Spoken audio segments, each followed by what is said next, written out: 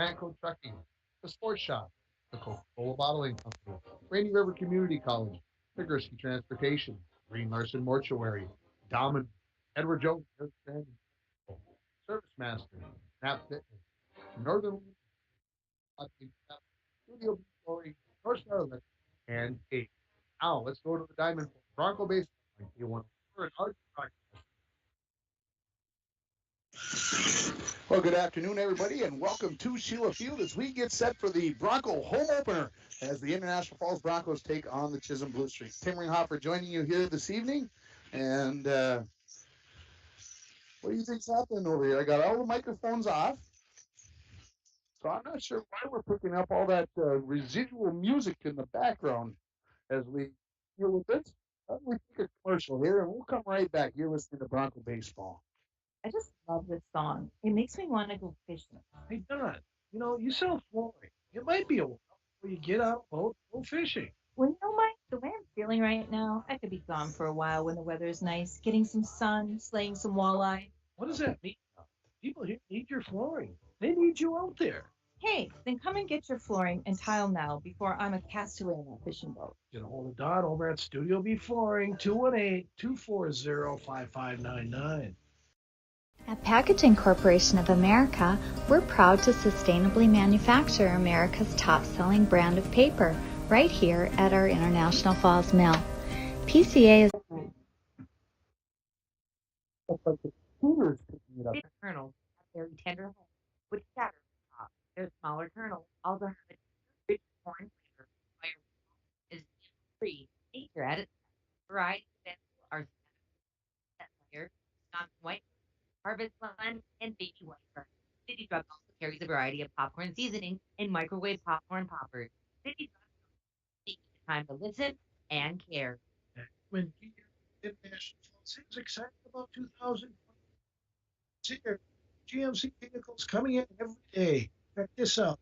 New 2022 GMC Terrain all-wheel drive SLT, four-wheel drive MSRP on this 39,960. Sale price only 39,210. Lots going on at Ekman GMC. We are professional grade GMC. Find out more at ekmanifalt.com. Rainy Lake Medical Center is proud to offer local athletes a robust sports medicine program that includes comprehensive rehabilitation for athletic injuries, post surgical rehab, and return to sports guidance. Rainy Lake Medical Center's advanced concussion management program offers additional protection and peace of mind to athletes and parents. For more information, call Rainy Lake Medical Center Therapy and Wellness Department at 283-5420. Good luck, athletes, on a successful year from Rainy Lake Medical Center. Well, welcome back to Sheila Field, and I still feel like we don't have things quite in place. Are we getting? Why are we getting feedback? It sounds like I can hear the cameras out here. I can hear the flagpole in my ears, and it must be something that we're getting from there that's back into our system here. And folks, we apologize as we through a couple technical glitches. Here, and then get this thing you listen to the face. In the they offer model, they carry the best works in town and offer other fishing store that select our Senate piece the 7 gallons cash. Your first That is exactly what I am hearing. I am hearing hotel and suites on 53. Voyagers is a water-based park. You cannot drive cars to Voyagers. You have to use a form of water transportation, and Rainy Lake Houseboat is to see it. That's right, Bill. Voyagers National Park along with Rainy Lake are right here in the borderland. You can ex-minister vacation, so you can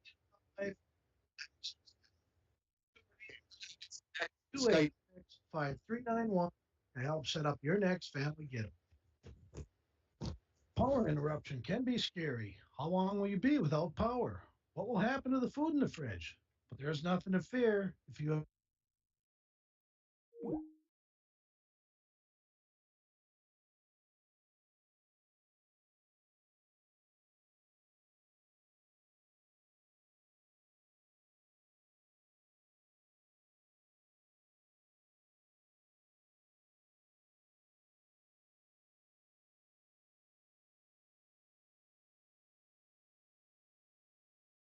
being inspired to make some changes in your home. Whether your project is big or small, we can.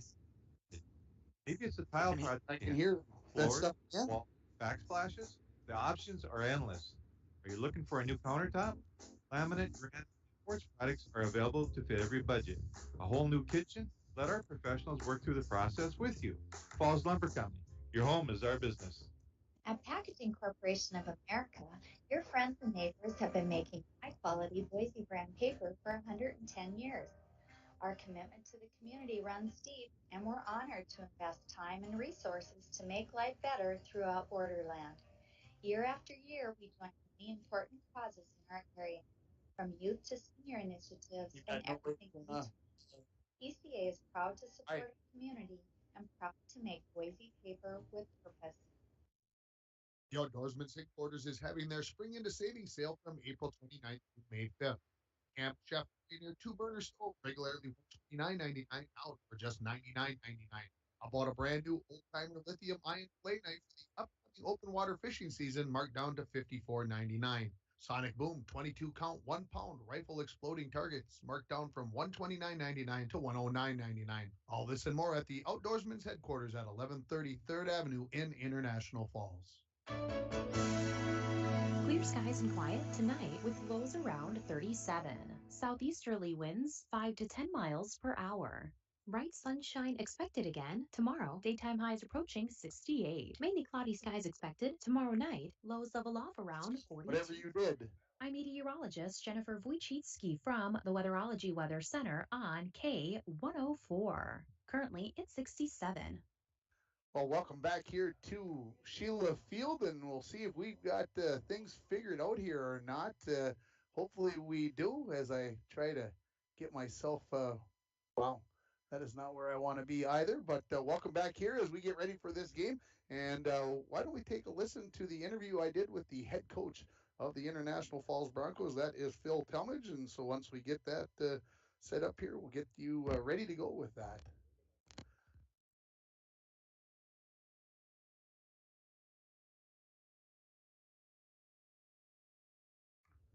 Welcome back to the pregame show, joined by head coach Phil Talmadge. Coach, 0-2 to start the season. Not the way you wanted to start, but what have you seen that you like that the boys have done? You know, I like the way they haven't given up, really. You know, it's been kind of a tough start for us, not being able to be outside. Yesterday was actually our first practice outside, so, you know, we were able to take some things that we need to work on from those games, and, you know, there was a lot of positives in both the games, actually, despite the two losses. Talk about what's got you maybe most concerned and what you tried to work on at practice yesterday. Well, we put a pretty strong focus on the defense yesterday. You know, some of the stuff that, you know, by the end of the season seems simple. You know, cutting off and just getting used to picking up balls off out of the dirt and stuff like that versus a gym floor or arena floor. You know, those are some kind of key points. And also, we worked with the pitchers on the mound. You know, in hopes of getting them holding runners and helping their catcher out a little bit more. Talk about who's going to get the start at pitcher today. Yeah, we got Jet Tomzak in the mound, so we're going with our senior starter for the Bronco home opener this year. And you know, Jet's been really sharp in bullpen, and you know, looking for him to go out there and compete and give us a good quality start. What's his best pitch? Undoubtedly his fastball. He spots that up really well, and you know, moves it around well enough that he actually uses that and sets up a curveball that has people falling all over the place, and that's what we're looking for tonight. Obviously, he starts in center field most of the time, so that kind of moves some people around. Who takes his spot out in center field? We got Matt Worley out there in center field today. You know, he's been looking sharp in practice, and he got some reps. Played out in the field in both the varsity and JV game on Tuesday in kind of preparation for that. So we're looking for Matt to step up and fill that role tonight. When you look at this game, third game of the regular season, obviously tournaments is, you know, less than 4 weeks away. Is it important to get a win here at home today, or is it more just about getting some of the stuff worked out and get them going in the right direction? Yeah, you know, I wouldn't lie if I wouldn't say a win would be nice at home. You know, get our first win of the year, get that kind of monkey off your back, if you will. I mean, this is a good group of baseball players, so I don't doubt we're going to win quite a few games this year. But, you know, you kind of alluded to it. Really, we're going to look at this season as two halves, and we're going to work on things and work out all the kinks here at the beginning of the season, so we're rolling hard come playoff time. Talk about the number of pitchers on the staff. I mean, how many kids are going deep? Is it 5? Is it 8? What do you look at as the number of kids that you could throw out on the mound at a given moment? Well, we have 17 kids on our roster, and 15 of them are pitchers. So 15 of them have been working. So we're going to need them actually coming down the line here. We got a lot of weeks where we have 4 games a week. So, pitchers pitch, hitters hit, and hopefully we get it done. Coach, appreciate the time. Let's go get them. Thanks, Ringer. You're listening to the Hometown Hobby and Crafts pregame show. Have you checked out Hometown Hobby and Crafts' large array of merchandise? Not only do they have everything to make your school or craft project the best it can be, but they have so much more, and they've got their Mother's Day sale going on. So if you're still looking for that special lady in your life, head on down to Hometown Hobby and Crafts at 327 3rd Street in downtown International Falls. Don't forget, you can give me a text at 218-324-3053. Let me know who you think is going to score the first run for the Broncos in this game. And while you've got your phone out, you might as well get ready for supper. Give Domino's a call at 218-283-3444, or go online to order at Domino's.com to get your favorite pizza, chicken wings, pasta, or a sandwich. The winner receives a $5 gift certificate to Domino's. We'll take another quick break here, and when we come back, we'll listen to the interview I did with the head coach of the Chisholm Blue Streaks, Tim Provenzino. You're listening to the Hometown Hobby and Crafts pregame show for Bronco Baseball on K104 and online at rjbroadcasting.com and on yourliveevent.com. Ekman GM of International Falls is excited about 2022. Spring is here with new GMC vehicles coming in every day. Check this out. A new 2022 GMC Terrain all-wheel drive SLT, four-wheel drive, MSRP on this $39,960, sale price only $39,210. Lots going on at Ekman GMC. We are professional grade GMC. Find out more at EkmanIFalls.com. Welcome back to the pregame show, joined by head coach of the Chisholm Blue Streaks, Tim Provenzino. Coach, early in the season here, we were just talking that you guys don't even really have a record. You haven't put it in a complete game. So talk about what you've been doing for about 2 months. Well, we don't have a game in, and we haven't had a practice yet outside. So I guess we did have one game that ran into extra innings and on the turf, and we ended up being tied, so we had to end it because there was another game to follow. So, this is our second day outside and first day on grass. How excited were the kids on the bus ride up, and how excited are you to get out and play ball? Well, I think it's just, the weather, the warmth, and whatever, and seeing green grass and dirt. I think they should be ready to play. I mean, if they're not ready to play, I don't know what's going to get them ready to play. So we're hoping they're ready to play. Talk about the leaders of your team. I guess we got a few kids coming back that, leaders as far as older kids, and Jude Sundquist and Ben Wagoner. Jude's kind of our go-to guy. He leads us offensively, defensively, plays a lot of spots. Benny's just kind of been around for a few years and does his job in the outfield. And basically the rest of the guys, it's young kids. I mean, we got 9th and 10th graders. We got one other junior, Dylan Splinter. He helps defensively at first base, and all the rest of them are interchangeable parts. And we're just hoping that we can get some guys on the mound today and rotate and through and see what we can see. What kind of expectations do you have for this team as you approach a very near postseason? Oh, I guess, bottom line is I want them to be competitive. Doesn't matter what the score is, but you better be competitive, because if you're not, it's going to be a long 3 weeks before the season ends already. It hasn't started, but it's going to end in 3. So I think competitive, that's our goal, is they need to be competitive. And, we showed in that first game that we had that they were competitive, but of course we got a lot of things to work on, and I can handle that. As long as you're competitive, we'll work out the kinks. What do you kind of feel like maybe is the strength of this team? Maybe not at this moment, but maybe towards when the playoffs start. What do you think the strength of this team will be? I think if I can look to the future and I can predict what our strength would be, is I'm hoping it's the number of arms that we're going to have available. And right now we got a bunch, but we don't have the proven guys. We got a couple guys that are proven, but we need to find those couple other guys, because if we want to make a run into that double elimination part of the tournament, we're going to have arms. And I think our most suspect right now is our offense and our defense. It's just we haven't had enough game time this year, obviously, and last year a lot of the young kids in the order played, but we didn't get a lot of experience, but we got a little bit. So I think that's where I kind of think that we really need to improve during this next 3 weeks.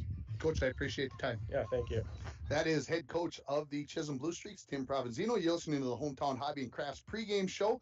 It's time for your Edward Jones, Eric Strand, and John Winkle keys to the game. There are keys to the game, and there are keys to making wise financial decisions for your future. Let Eric Strand and John Winkle help you make those choices. Stop in and see them at 445 4th Street in downtown International Falls, or call them at 218-283-6464. Edward Jones is a member, SIPC.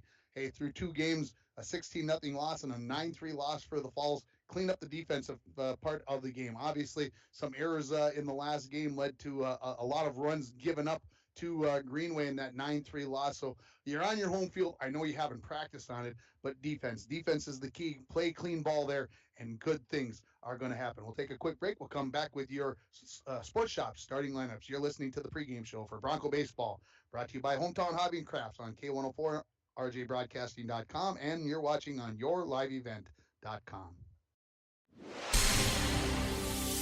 And we're back with breaking news. The new Coke Zero Sugar might be the best Coke ever. That's right, Jim. With an improved taste and 0 calories, make sure... Jim. Ooh, yes, this tastes like the best Coke ever to me. We're on the air. I need to try it first. With zero sugar and now even more delicious, it's the new Coca-Cola Zero Sugar, the best Coke ever. Find out for yourself. We're at Sheila Field in the postgame show. It's time for your pregame show, not the postgame. We're all trying to rush through things here. The pregame show brought to you by Hometown Hobby and Crafts. It's time for the starting lineups brought to you by the Sports Shop for honest service and fair prices on bikes, baseball and softball equipment, inline skates, and more. The Sports Shop in downtown International Falls. Let's start off with the Chisholm Blue Streaks. Leading off and playing shortstop will be Noah Sundquist. Batting second and playing center field, Ben Wegener. Batting third, the catcher, Jude Sundquist. Batting fourth, the first baseman, Dylan Splinter. Batting fifth and pitching will be Sean Fleming. Batting sixth and playing right field will be Ethan Lawson. Batting seventh and playing third base, Blake Warner. Batting eighth and playing left field will be Trent Forsline. And batting ninth will be the second baseman, Dominic Pascuzzi.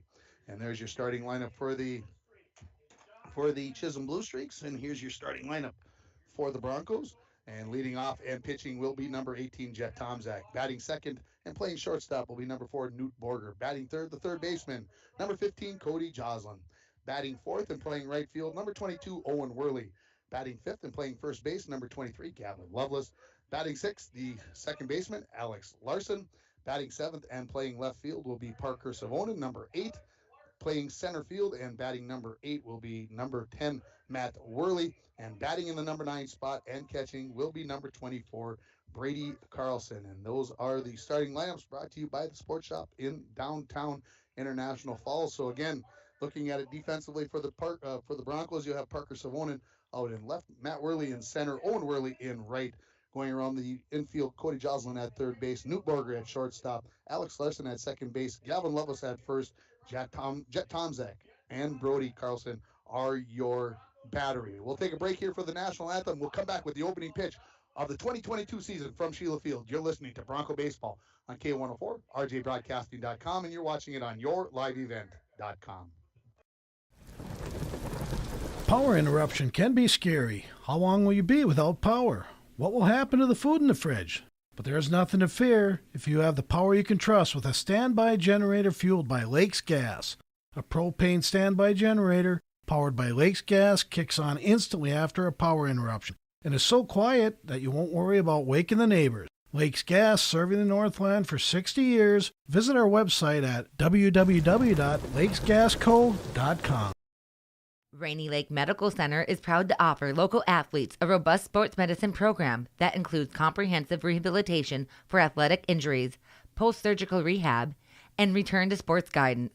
Rainy Lake Medical Center's advanced concussion management program offers additional protection and peace of mind to athletes and parents. For more information, call Rainy Lake Medical Center Therapy and Wellness Department at 283-5420. Good luck, athletes, on a successful year from Rainy Lake Medical Center. Ekman GM of International Falls is excited about 2022. Spring is here with new GMC vehicles coming in every day. Check this out. A new 2022 GMC Terrain all-wheel drive SLT, four-wheel drive, MSRP on this $39,960, sale price only $39,210. Lots going on at Ekman GM. GMC, we are professional grade GMC. Find out more at EkmanIFalls.com. The teams has taken the field. The Broncos out there on a beautiful sunny day here at Sheila Field, and they've got the concession stand open. So, hey, if you're concerned about supper, maybe come down. I don't know if what they've got. Hot dogs probably down there. I didn't go down and inspect it, but I can smell the popcorn, and they've got drinks. And bring a bag of. They probably got sunflower seeds down there. Come, they got the picnic tables there. Just come on down and enjoy a little baseball on a beautiful spring afternoon. It can't get much better than this. So leading off for the Chisholm Blue Streaks will be number 22, Noah Sundquist, followed by number 27, Ben Wegener and Jude Sundquist. And of course, I looked it up today. This is meeting number 42 between the Blue Streaks and the Broncos. Dwayne, you want to take any guess how many wins out of 41 games at the Broncos? 42 games, excuse me. This is meeting 43. I got to make sure that I'm looking at it right. Yes, 42 games. How many wins for the Broncos? 32, he says. He's off by a bit. 20. I was shocked. 20, 21, and 1. All-time are the Broncos against the Chisholm Blue Streaks. And so a chance to get to 500.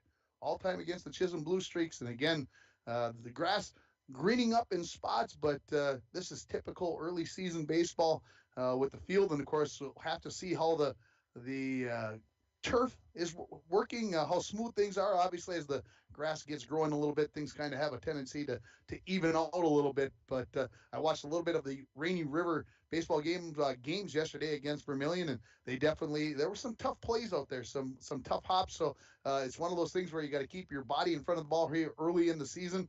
And of course, everybody's working to get off of those true hops that you get in the gym, in the arena, and on the turf, and maybe out in the parking lots where some of these players and some of these teams have been practicing. Jeff Tomczak getting in his final tosses here. He's getting plenty of them. I thought that when we came back would be just about perfect for a little banter and then get things underway. But the umpires, hey, you don't want to rush a nice day like this, obviously.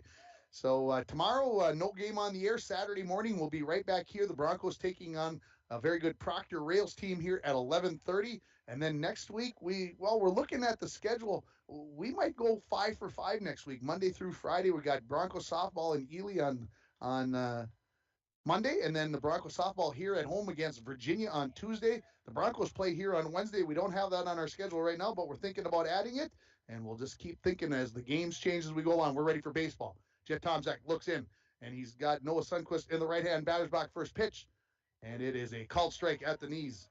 And we're finally underway here. Only 5 minutes late, not too shabby as we get things started. It's a typical international fall start, as I like to call it. Tomczak looks in. He's in the full windup and delivers. That is low and outside, evening up the count here at 1-1. Happy to have you along on K104, rjbroadcasting.com, and our first sports event on your live event. I've looked on our computer since February 15th. Didn't seem possible, but, well, we did swimming a little later, but not for Bronco Sports. Here's a ball driven into left field, right past the shortstop, Newt Borger. No chance to get to that ball. That ball was well placed, and Noah Sundquist is on base with a lead-off single. That will bring the center fielder, Ben Wegener, to the plate. Also bats right-handed, so a good solid base hit there for Sundquist as he got squeezed that in between the 6-5 hole, between the number 5 third baseman and the number 6. If you do a scorebook, got to know those kinds of things, and the shortstop. So now to the set here will be Tomczak as he looks in, takes a glance over at first base, but not a big one. This one is going to get away from the catcher, Carlson, and advancing down to second base will be Noah Sundquist. And that was a pretty good pitch there. I think Brody maybe took his eye off the ball right as it got to the plate and was maybe looking over at first base to see if Sundquist was off and running. But now we don't have to worry about that as he's at second base. Tomczak to look in, the nod, the set. Looks back at second, comes home high. So 2-0 now the count here to Ben Wegener, number 27, the center fielder for Chisholm.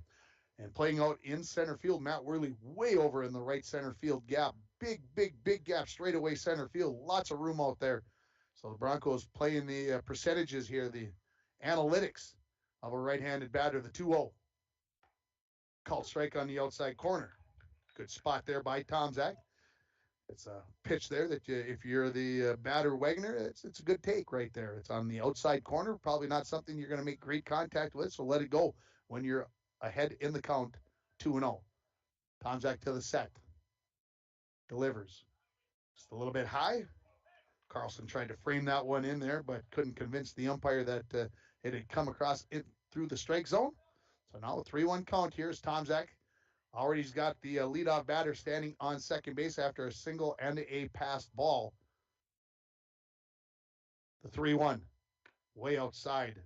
And 2 runners on, nobody out here in the top of the first inning. And here comes the, dangerous. I'm just going to say Jude Sundquist, a Division I kid, absolutely big, tall kid, great basketball player, good football player. Some people might say great football player. And he's a pretty good baseball player, I remember from last season. So this is a tough situation here for the Broncos. The kicker, Wangenstein, is not on the baseball team. 50-some yard field goal for Chisholm. Absolutely. Here's the first pitch. Swung on. This is driven to the right center field gap.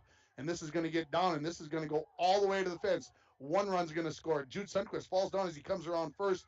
Coming all the way around to score are going to be Noah Sundquist and Wegner. It is a 2-run double for Jude Sundquist. And the Blue Streaks are up 2-0 here early in this ball game. Still nobody out in the top of the first. And Sundquist saw that one. And he absolutely drove it to the right center field gap. Owen Worley tried to get over there to cut it off before it rolled all the way to about 380 feet away from home plate. And that was an easy score from Ben Wegner from first base. So here comes Dylan Splinter, the first baseman, with Jude Sundquist standing on second base. To the set is Tomzak. Delivers. Called strike on the outside corner. That is the spot that Jet has found here early in this game, that outside corner to the right-handed batting Blue Streaks here. And he's been able to hit it. The Blue Streaks have been taking that pitch for a strike, and maybe that pitch to Sundquist, Jude, was a little bit outside. That's why he took it to right center field. There's a swing and a miss. And a ball up in the zone. So now Tomzak ahead in the count, 0-2. Still nobody out here. 2 runs across for Chisholm. If you're just joining us, happy to have you along on a gorgeous day. And if you want to stop on down and watch a little baseball, I highly recommend it. Tomzak to the set. The 0-2 to Splinter. Called strike 3. So the first out right there. And the right at the knees and right down the heart of the plate as far as left and right goes. And here comes Sean Fleming. He is the pitcher for the Blue Streaks today. He steps into the left-hand batter's box. So everybody makes their adjustments as Parker Savonin out there in left field. He was way over by the line. Now he makes I would say more of a normal spot for a left fielder. 1 out here. First pitch to Fleming is a called strike. So now working here, we talked to head coach Phil Talmadge. If you missed the pregame interview with him, I asked him what's Jet's best pitch, and he said it's his fastball because he can spot it around, and right now he's been doing a pretty good job of that despite the walk to Wegner. Here's a swing and a miss by Fleming. So working ahead 0-2 here. Number 5 batter in the order. Chisholm, a leadoff single, a walk, and then a 2-run double from Jude Sundquist. That's where we sit right here with 1 out in the top of the first inning. Tomzak ready with the 0-2. Comes home. Steele is on, or the hit and run, I guess. Ball's going to be in short left field. Long run for Savoni, not going to get there. And Sundquist will score all the way from second. So it's going to be an RBI flare single for Sean Fleming, and it is 3-0 in favor of the Chisholm Blue Streaks. The left-handed batting Fleming hits one down the left field line about, 20 feet behind the dirt, behind third base, and Savonin had no chance to get to that one. Here comes Ethan Lawson to the plate. Right-handed batter with a runner at first base and 1 out. Tomzak comes home inside. Fastball there from Tomzak, and he's been throwing primarily the fastball. I haven't really seen a big breaker from him here yet. To the set. Good lead over at first base for Fleming. Pitch is high. Now, fall behind 2-0, so 7 straight strikes there for the pitcher, Jet Tomzak. Now a couple out of the strike zone as he picked up a strikeout in there, but a couple of hits as well along the way. The 2-0. Way high. Carlson way out of his stance to get that one, reaching it at the top of his reach there. So now Tomzak settled down here and going to do a little grooming near the pitching rubber as he focuses back in, gets himself set. Fleming leading at first base. Solid lead over there. The delivery down low, and it's a called strike. Thought Carlson maybe dropped that glove into the dirt a little bit, but the umpire gives Tomzak the benefit of the doubt. Head coach Tim Provenzino going through a set of signs in the third base coach's box. We're ready now with the 3-1. Pitch on the way. Called strike on the outside corner. So now full count here. To Lawson. Fleming standing on first base. Blake Warner standing in the on-deck circle waiting for his opportunity with one out here. Full count now. 3-0. Chisholm leads it on your Rainy River Community College scoreboard. The throw home and just a titch high. So the walk puts runners on first and second. Start your voyage at Rainy River Community College. Your future awaits you right here in your own backyard. RRCC 285-7722. Up steps Blake Warner with one out and 2 on here. The number 7 batter in the order. Right-handed batting third baseman. First pitch from Tomzak. Called strike. The runner at second base is Fleming, and I would say the Broncos are nonchalant about his lead there at second base, although Alex Larson standing a little closer now, maybe going to try to hold him in there a little bit. Tomzak looks back there, looks back again, now comes home. Down a little bit low, so 1-1 going here to Blake Warner. Chisholm leads it 3-0. Leadoff single, a walk, and a 2-run double, a strikeout, and then a single to put 3 runs across here for Chisholm in this top of the first inning. Tomzak comes home, swung on, fall right back at me, even got me to jerk a little bit. My first foul ball of the year had me jumping a little bit, like, I got to catch that. Had one in the softball game last Friday, popped right up over the screen, caught it, didn't even have to move. It was it was perfectly played. And we won't have that problem here with the baseball with this chain link fence in the way. So ahead in the count here is Tomzak, long looking at Brody Carlson. Now he's ready to the set. Comes home. Curveball outside. Makes 2-2. That one really broke to the outside as Carlson had to move to his right to get to that one. Again, the runner at second is Fleming. Lawson, the runner at first base. The delivery. Down low and outside, so no full count here. So as we look back now, this is the second straight batter to go to a full count. Tomzak lost the last one on the walk. See if we can get something going here. Boy, a double play could go a long ways here to help out the Broncos as they trail 3-0 with just one out here in the top of the first inning. The pitch home, swung on, popped up, and I believe that is going to be over my head and back into the softball field. And I can see it, and it is. Softball team playing in War Road this afternoon. Hopefully we'll be getting a few updates from War Road along the way. And Bronco golfers down in Virginia, the Bronco girl golfers, excuse me. Another 3-2 to Warner. Swung on, fouled off of the leg of Warner, so stay 3-2. So this will be pitch number 8 of this at-bat. Into softball down in LaPorte for a couple of games, and Little Fort Big Falls is getting a game in, I believe, at home against Nashwauk Keewatin. So a busy, busy day, and we'll have it all wrapped up for you tomorrow morning on the Sports in the Morning show. Dwayne and I will be there, God willing. Another 3-2 from Tomzak to Warner. And that is up high. And now the bases are loaded for the number 8 batter in the order. This is Trent Forsline playing left field today. And here comes a mound visit from head coach Phil Talmadge. And this mound visit is brought to you by Service Master of International Falls. For a home that is professionally cleaned all year round, call Service Master at 218-283-4475. Todd and Gretchen will take very good care of you. And as I look down at my read, there's a spider. You can't kill a spider because you know what that does, right? It's like a daddy. You're going to cause it to rain, Dwayne. You can't do that.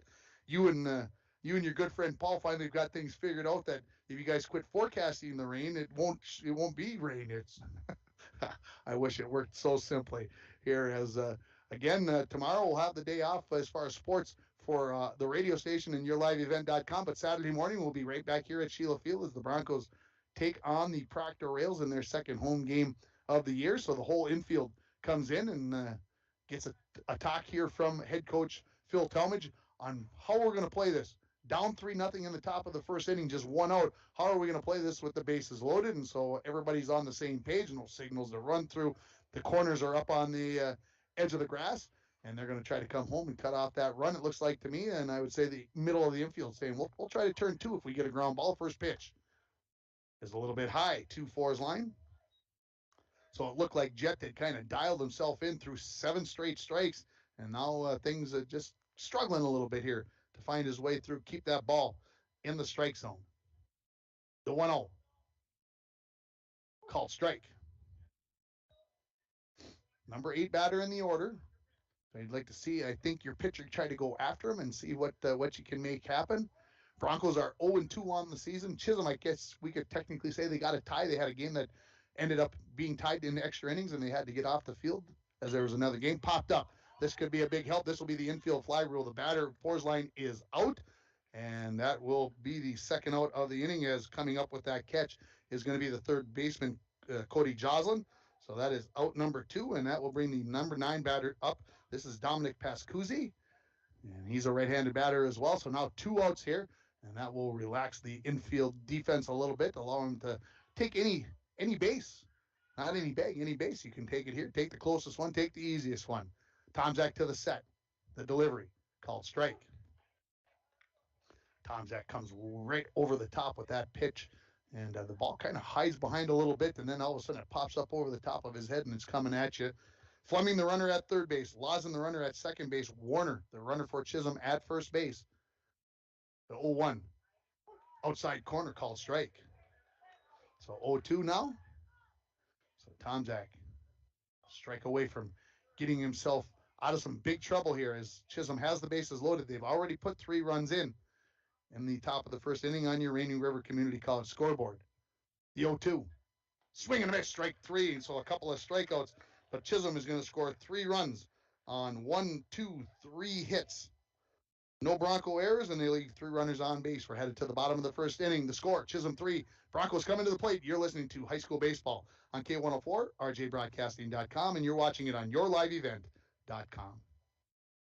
I just love this song. It makes me want to go fishing. Hey, Don, you sell flooring. It might be a while before you get on a boat to go fishing. Well, Mike, the way I'm feeling right now, I could be gone for a while when the weather is nice, getting some sun, slaying some walleye. What does that mean, Don? People here need your flooring. They need you out there. Hey, then come and get your flooring and tile now before I'm a castaway on that fishing boat. Get a hold of Don over at Studio B Flooring, 218-240-5599.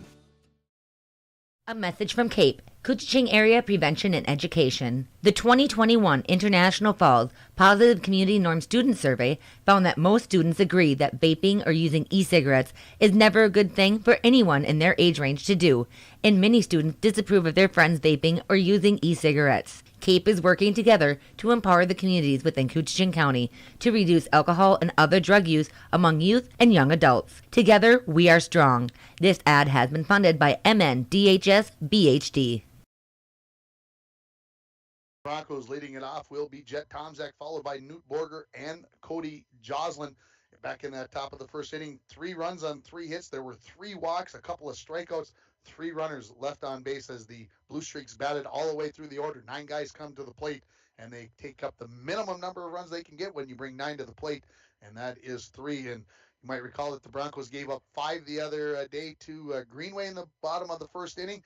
And if I think back, and I'm doing this way off the top of my head, but against Masabi East last week, I think they gave up 5 or 6 in the first inning there. So it's been a tough start for the Broncos in the first inning, but let's see if they can get some runs across here. And again, it will start with Jet Tomzak going around the outfield for the Chisholm Blue Streaks. In left field will be Trent Forsline. In center will be Ben Wegener. In right field will be Ethan Lawson. Going around the infield, third base is Blake Warner. Noah Sundquist is at shortstop. Dominic Pascuzzi is at second base. Dylan Splinter at first. Your catcher is Jude Sundquist, and your pitcher is Sean Fleming. And again, the umpire being very patient. Lots of warm-up tosses here as the early in the season. I don't have a problem with that. When it gets to be May, whatever, let's get them out there and let's let her rip, right? So here comes the throw down. So we're almost ready. Again, I want to thank all of our sponsors for what they do, for allowing us to bring you Bronco sports right here on K104, rjbroadcasting.com, and yourliveevent.com. And looking out, I see the tracksters working out on the field, and I see that they've rescheduled a home meet for Monday, May 23rd. I was very excited to find that out. I don't know if I'm going to get to watch it with something else being on the sports, but good always to go out and watch a track and field meet. Jeff Tomczak steps into the right-hand batter's box. We're ready for the bottom of the first inning. The first pitch from Fleming to Tomczak. Down in the dirt. That gets through the wickets of Sundqvist, the catcher. And we're underway here in the bottom of the first. Tomczak last summer got into a hot streak in that leadoff spot for the Legion team. Swinging towards the shortstop.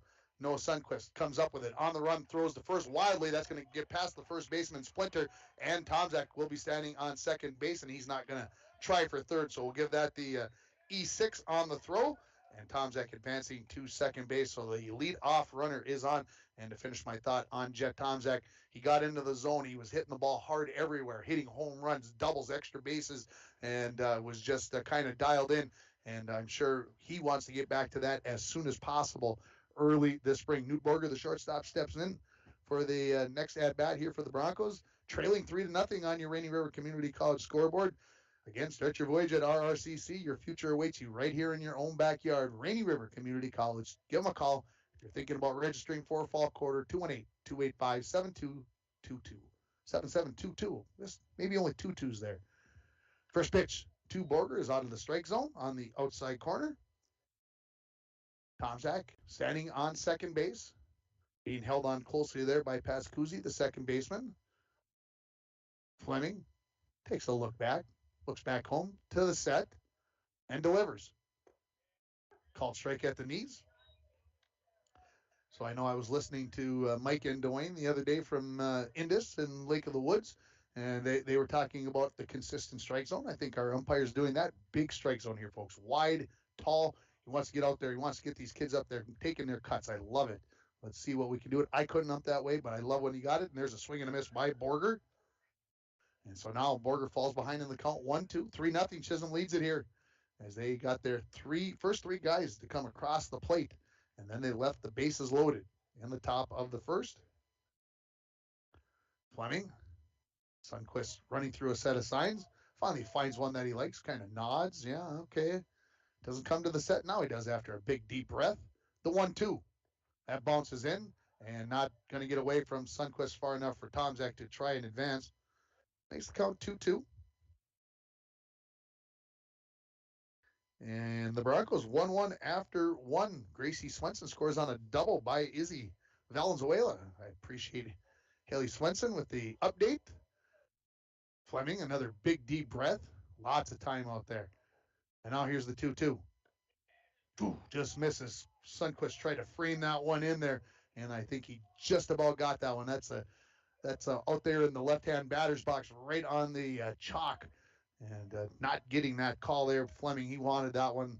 Was hoping to get Borger rung up, but we've got a full count here now. Tomczak, about a 4 or 5 step lead there off of second base. Fleming looks back, comes home, and that is down in the dirt, and that is ball 4, I believe. And Borger was not aware, and he's going to take his base. So the first two batters on for the Broncos. Here comes Cody Joslin, the third baseman, striding to the plate. Going to step into the right-hand batter's box. Our defensive tackle next fall. I can't wait to see him play D-tackle the whole season. Just settle it, play in there. When I asked him at the end of the season where he wants to play next year, defensive tackle. That's where I want to be. I love the attitude. Good to work at the defensive line position. The first pitch to Joslin. Down in the dirt. He played quarterback? I don't remember that, Mr. Mason. I don't remember him playing quarterback. That must have been early in the season. I don't remember it. I remember him playing D-tackle. That's what I remember. Yes, played quarterback the first 6.5 games of the season. You are correct. But I will always remember the transition to D-tackle. Here comes the 1-0. Swing and a miss. Evens up the count here at 1-1 to Cody Joslin. Tomczak standing on second base. Newt Borger at first. Nobody out here. Bottom of the first inning. Broncos down 3-0. Tomczak reached on an error, and Borger on with a walk. Fleming Looks in, looks over at first, looks at second, comes to the set, really didn't stop. Here's a ground ball. Noah Sundquist, the shortstop, picks it up, scoops it to Pascuzzi at second base. They'll get the force of Borger there for the first out on the 6-4 put out there. Tomzak stands on third, Joslin on first base with a fielder's choice. And that was pretty close out there. Borger, I thought, might get there as Noah Sundquist maybe got that stuck in his glove just a wee bit. And I don't want to be too particular, but the to the set by Fleming was non-existent. We'll see if they talk to him about that early in the season, something that they could let go. So runners at the corners, one out. Here comes Owen Worley playing right field today. The big 6'5" senior standing in the right-hand batter's box. Fleming to the set. Swing and a miss on a curveball as Worley went fishing after that one.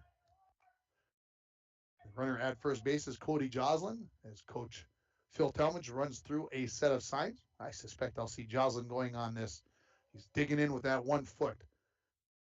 Going to see if he gets after it. Fleming to the set. Looks at third. Now comes home. Runner not going. And Worley falls that out of play. And that foul ball is brought to you by Falls Lumber Company, 201 4th Street. Count is 0-2 now to Owen Worley. One out here, bottom of the first inning. Broncos looking to break that goose egg off the board here with Jeff Tomzak standing at third base. Joslin, the runner at first. Minimal lead. Now gets a little bit more. The pitch, and that is outside with the breaking pitch. So 1-2 now. See if you can get Worley to chase another one out there out of the strike zone. Outfield playing straight away here on Worley, the right-handed batting right fielder. The 1-2. Down in the dirt. Worley checked that swing. He saw something there that he liked. We'll see if Fleming goes back to it. Something low here. Makes the count 2-2. Again, runners remaining at the corners. Maybe not ready to test the arm of Jude Sundquist from the behind home plate. Not maybe the worst thought. 2-2, ground ball towards second base. Pascuzzi charges, flips to short for one, onto first base, and not going to get there as that ball's going to get away from the first baseman. And Worley, I think, makes the better choice. He thought about taking off for second. He stays there, so they'll get the force out of Joslin on the 4-6 put out at second base for the second out. Worley will reach on the fielder's choice. Jet Tomzak will come home with the first run of the ball game as the Broncos cut their deficit to 3-1 here in the bottom of the first inning. Gavin Lovelace, left-handed batting first baseman, steps in. The senior got the bat wiggling a little bit. Now settles down. The first pitch is up. Going on the pitch is Worley, and he is going to be out by a couple of steps if Sundquist hung onto the ball, and he did not hang onto the ball as it went off of his glove. And so with the stolen base is going to be Owen Worley, so standing in scoring position. So a couple of force outs at second base. Chisholm unable to turn either double play. So Lovelace. Count, I believe, is a ball. I think I heard him just say. So 1-0 the count. As Lovelace steps back in. Worley at second base. Fleming to the set. Pitch home, grounded right up the middle. This could be into center field, and it is. It gets past Sundquist. They will hold Worley up there, and a good throw home. And advancing smartly is Lovelace as the throw came all the way home from Wegener. He didn't hit the cutoff guy. He tried to throw home all the way to the catcher, Sundquist, and Lovelace rounded first and never broke stride, and he stands on second base, and that's just smart base running by the senior. So now two runners in scoring position for the second baseman, Alex Larson. A base knock here could tie this ball game as the Broncos trail 3-1 on your Rainy River Community College scoreboard. We're going to give that the drive of the game. Brought to you by Nagurski Transportation, moving your product safe and fast. Nagurski Transportation is always looking for new professional drivers to join their team. Call them at 218-689-2064. The first pitch to Larson is high. Could also give that the snap fit and the snap decision of the game. We might do that two on for the price of one on that Lovelace drive, and then the snap decision to get to second base. It could be a good call here. The 1-0 to Alex Larson.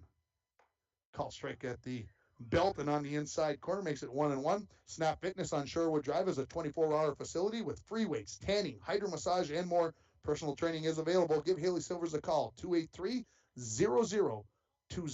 Got to put a 218 in front of that as well now. Fleming to the set. The 1-1.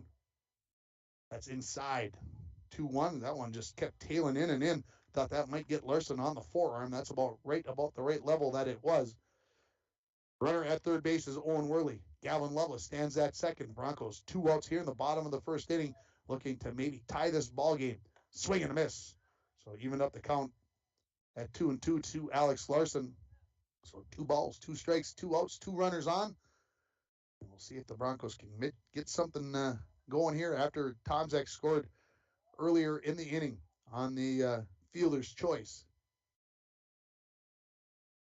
The 2-2 to Alex Larson. Swing and a miss, strike 3 up in the zone, and that will bring the first inning to a conclusion. The Broncos are going to get 1 run on 1 hit. There we go, 1 error, and they're going to leave 2 runners on base. Headed to the top of the second inning, the score, Chisholm 3, International Falls 1. You're listening to High School Baseball on K104 and RJBroadcasting.com, and you're watching it on yourliveevent.com.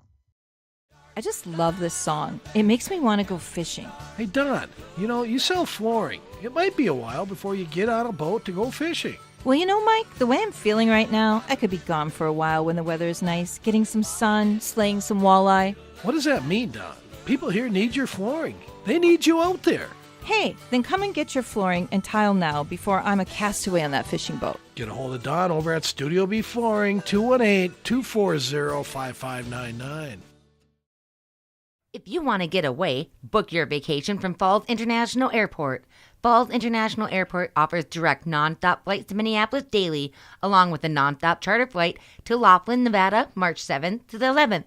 For more information and to book your Laughlin trip, visit internationalfallsairport.com and click on charters. With modern terminal, free parking, free Wi-Fi, shorter lines, easy baggage claim, and more, you'll be happy you booked your flight out of Falls International Airport. Field for the second inning, the score 3-1 in favor of the Chisholm Blue Streaks. Jet Tomczak out for his second inning work. He threw 36 pitches in that first inning, couple of strikeouts and 3 walks. The Blue Streaks brought 9 guys to the plate, so to the top 3 here in the order will be Noah Sundquist, Ben Wegener, and Jude Sundquist will be the batters here in the top of the second inning. Sundquist reached on a single, scored on the 2-run double by his brother Jude, as those two a potent threat on the front of that 1-2-2, 1-2-1-1 man-to-man press, whatever Chisholm was running at you. They could jump you and make things happen in a hurry, could the Chisholm Blue Streaks. The first pitch from Tomczak to Noah Sundquist. Breaking pitch down in the dirt. Again, 36 pitches. That's quite a few. I would guess that early in the season, Tomczak may be working on a 60, 70 number, so it could be just a couple of innings or a few innings of work here for Tomczak. Swing and a miss. Gives up the count at 1-1. Broncos, again, pulled way over in the left field, playing close to the line is Savonin. Worley way over in left, Matt Worley way over in left center field from the center field position. Tomczak looks in, and he's got a call that he likes, the 1-1. Ball tipped into the mitt. Make it 1-2 now. And you can hear them talking, get your weight back. And Tomczak kind of rocks back and forth. Here comes the 1-2 to Noah Sundquist, way outside.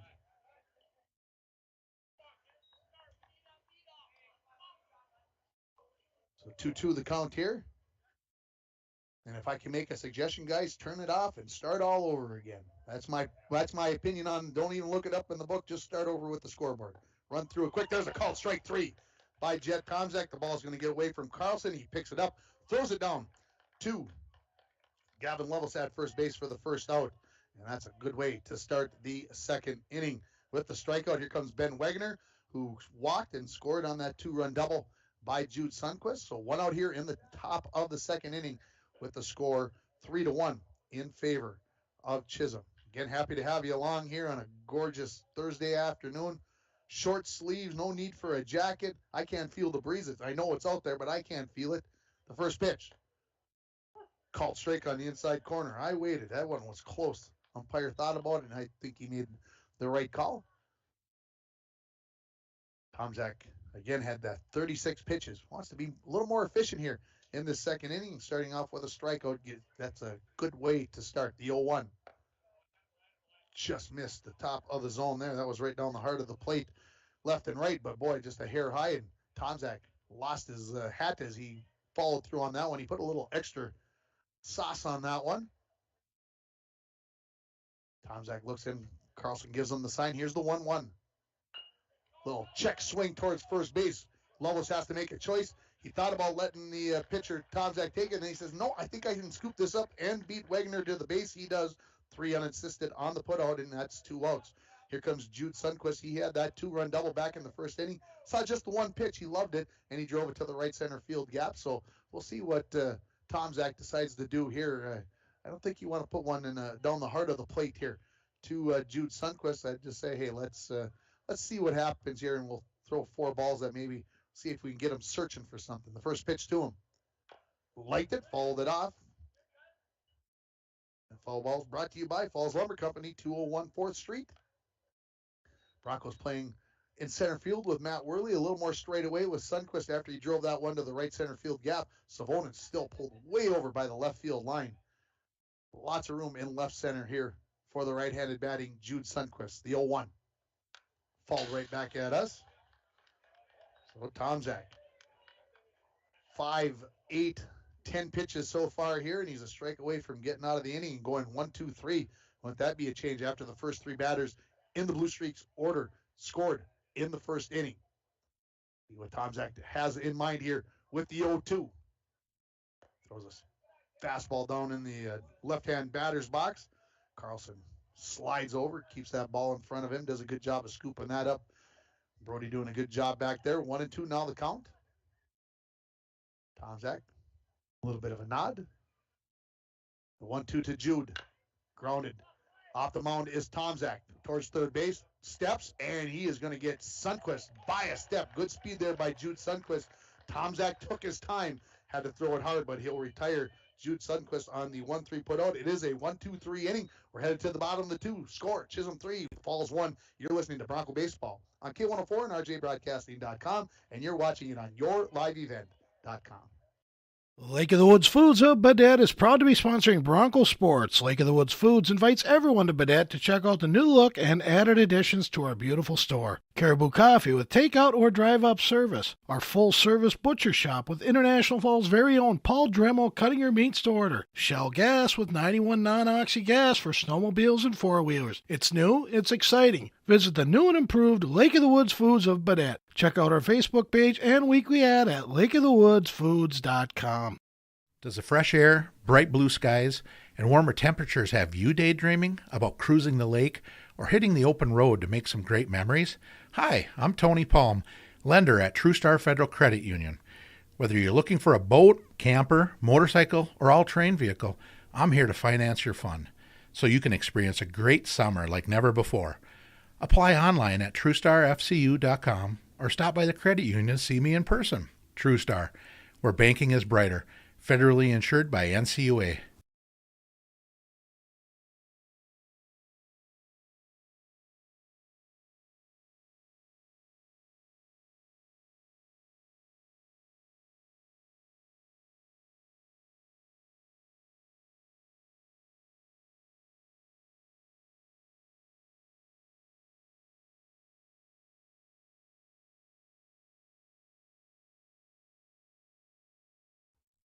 Back at Sheila Field here for the bottom of the second inning. Broncos trailing by a score of 3-1. Got a quick announcement for you. I saw this earlier. I was waiting for the right time. This seems like the right time because Jude Sundquist, who was batting a long time to get his equipment on, he just got out there. Rocco Baldelli tests positive for COVID, and this just in now, about 15 minutes ago. Infielder Luis Arraez and starting pitcher Dylan Bundy also have tested positive for COVID-19. So now we'll have to see how far that spreads because, of course, I'm sure not everybody's, we're not taking precautions like we used to or like we did in the past. So we'll see how this all plays out for the Twins. But, of course, they're at home. They're going to be on KGHS starting here in about 18 minutes with the pregame and first pitch from Baltimore.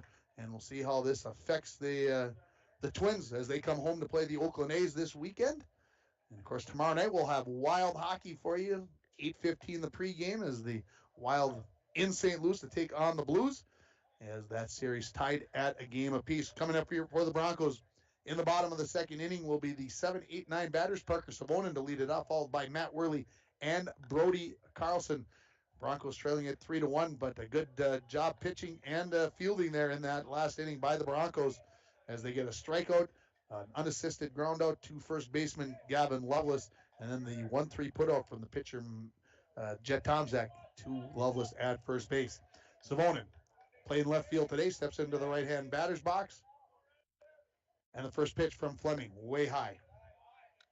I had to be honest with you. If you know Parker, during the hockey season, got the hockey hair going. I saw him the other day. I had to look like 3 times to make sure it was Parker Savonin, and it was. He's got it trimmed right down.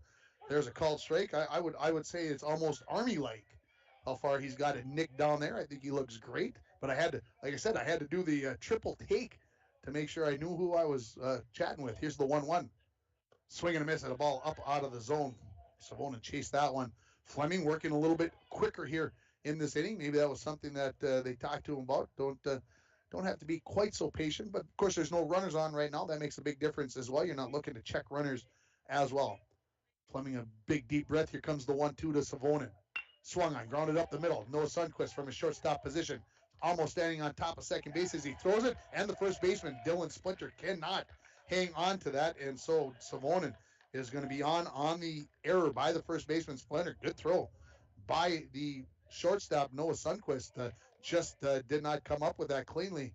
And I can't really say why. And just maybe handcuffed him and maybe took his eye off of it at the last second. Here comes Matt Worley playing center field today. Steps into the right-hand batter's box. So Fleming back to the stretch here. Broncos down 3-1 on your Rainy River Community College scoreboard. Show bunt, and there it is. Goal. Worley got it down. Fleming off the mound, throws to first, and it will be the 1-3 sacrifice. Now, folks, you might say, Worley got it down. That I think if Worley would have not hit that ball, I think he'd have took it straight right in the sternum is where that ball was heading. That ball was inside, and somehow he was able to get the bat in front of that. That's a heck of a sacrifice right there. 1 out. Runner in scoring position is Savonin standing at second base, and here comes Brody Carlson batting out of the number 9 spot today and playing catcher for the Broncos. So Fleming now with 1 out here, runner at second base. First pitch up high. Fleming in the first inning, 23 pitches, 1 strikeout, 1 walk. We got 1 out here in the bottom of the second inning. Broncos down 3-1 here. Savonin. Parker Savonin, the runner at second base. The 1-0. Carlson swings on it, drives it towards right field, and this will get down for a base hit. Savonin had to wait to see, and he's going to be sent home. Here comes the throw, and it is not going to be in time. And the Broncos are within a run at 3-2 on the RBI single by Brody Carlson. So Savonin had to wait, and still deep enough, and good hustle by Savonin, and we are going to get the courtesy runner here for the Falls in number 19. That is Torrin Thompson, and I apologize. I called him Tristan on the air yesterday morning, I guess. So, you got to get things straightened away. And so here's the top of the order, Jet Tomczak. Steps in. Jet reached on an error, scored the run in the first inning for the Broncos.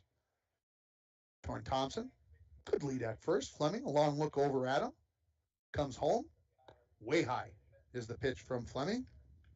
So the Broncos still down 3-2 here, but 1 out. We got a run across and a runner on first base. Torrin Thompson in for Brody Carlson. Fleming looks over at first. Now comes set. Comes home. Ground ball right at the third baseman. He got his body in front of it. Finds it. Throws it. That's going to pull the runner, pull the first baseman, Dylan Splinter, off the bag, and the runner will be safe. And so we'll have to call that. What do you want to call that, Mr. Scorer? What are we going to call that? If he makes the throw, it's in time to get him, so I got to call it an E5, I believe, on the throw. He made a good stop. He didn't catch it cleanly there, but still had enough time, did Blake Warner. But he kept his body in front of it and was able to play it. So now 2 on, 1 out here and 1 run across. First pitch bounces into Newt Borger, who walked back in the first inning and then was forced out on the 6-4 putout at second base. Broncos with a threat here, trailing by 1 run, 3-2 on your Rainy River Community College scoreboard. Fleming looks at both runners. Out to the set.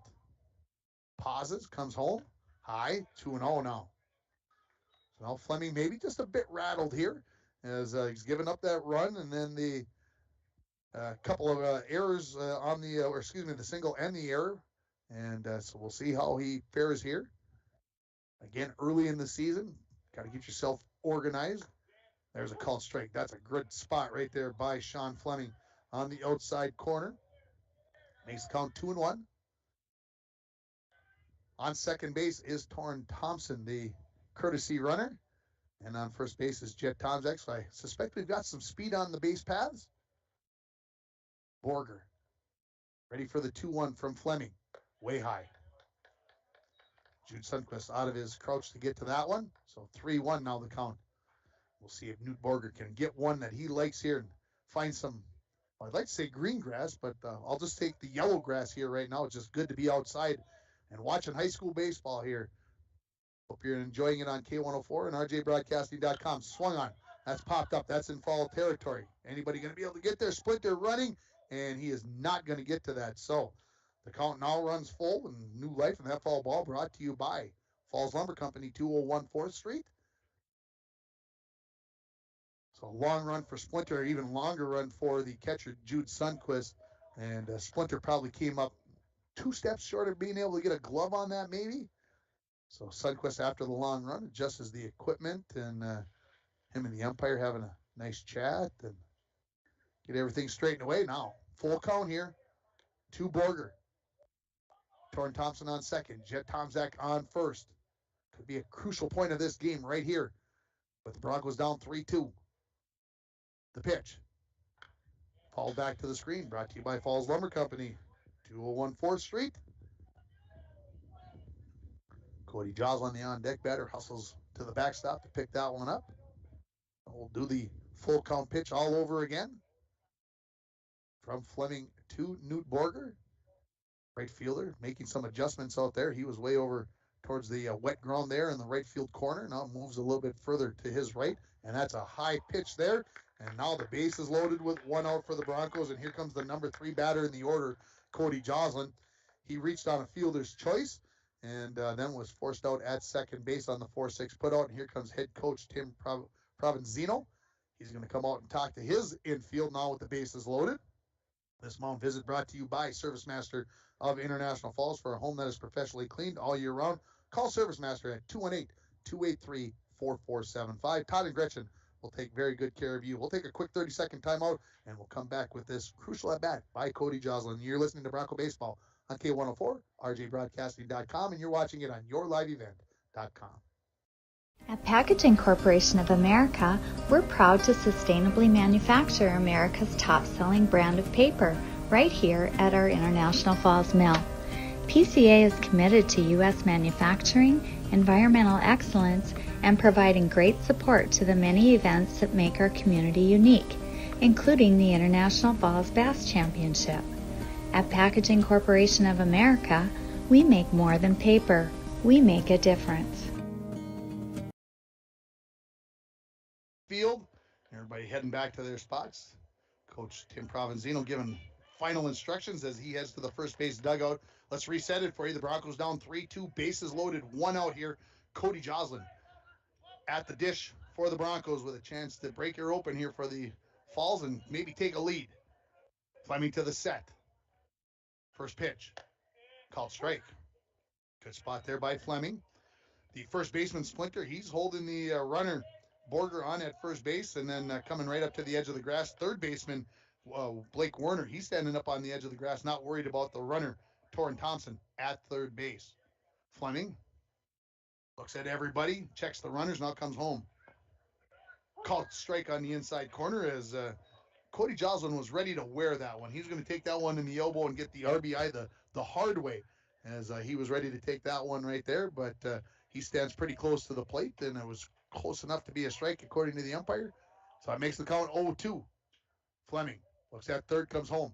Swung on, popped up. That is in foul territory, I believe, and it is in foul territory, so it's just going to be a 200-foot strike, and we'll keep the count 0-2 as that was down the right field line, and Splinter, the first baseman, and Lawson, the right fielder, too long of a run to try to get that one, although it probably only landed maybe 6-8 feet foul down the first base line. Torrin Thompson at third, Jet Tomczak at second, Newt Borger at first. Count sits at 0-2. Broncos looking to come up with a big hitter, put a crooked number up on the scoreboard. The 0-2 to Joslin, up high. The Chisholm dugout wanting that one, as that one was definitely up under the chin.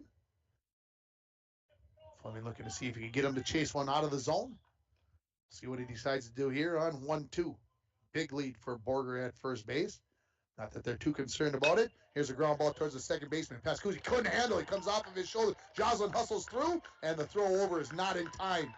And the Broncos have tied this game at 3. So Tomczak now on third. Borger, on second. And we'll have to call that an error. What do you think, Dwayne? Pretty hard hit ball?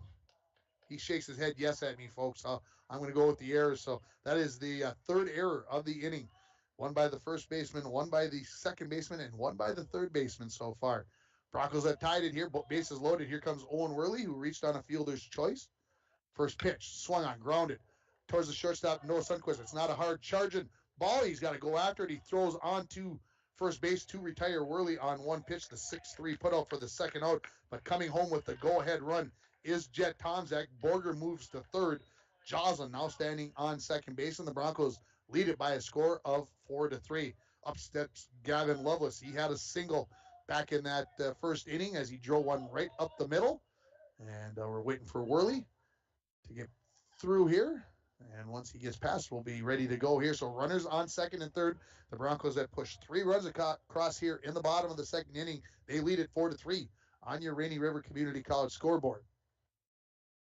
Fleming looks over at first, says, yeah, you're right. There's nobody there. Ringer, let's do it.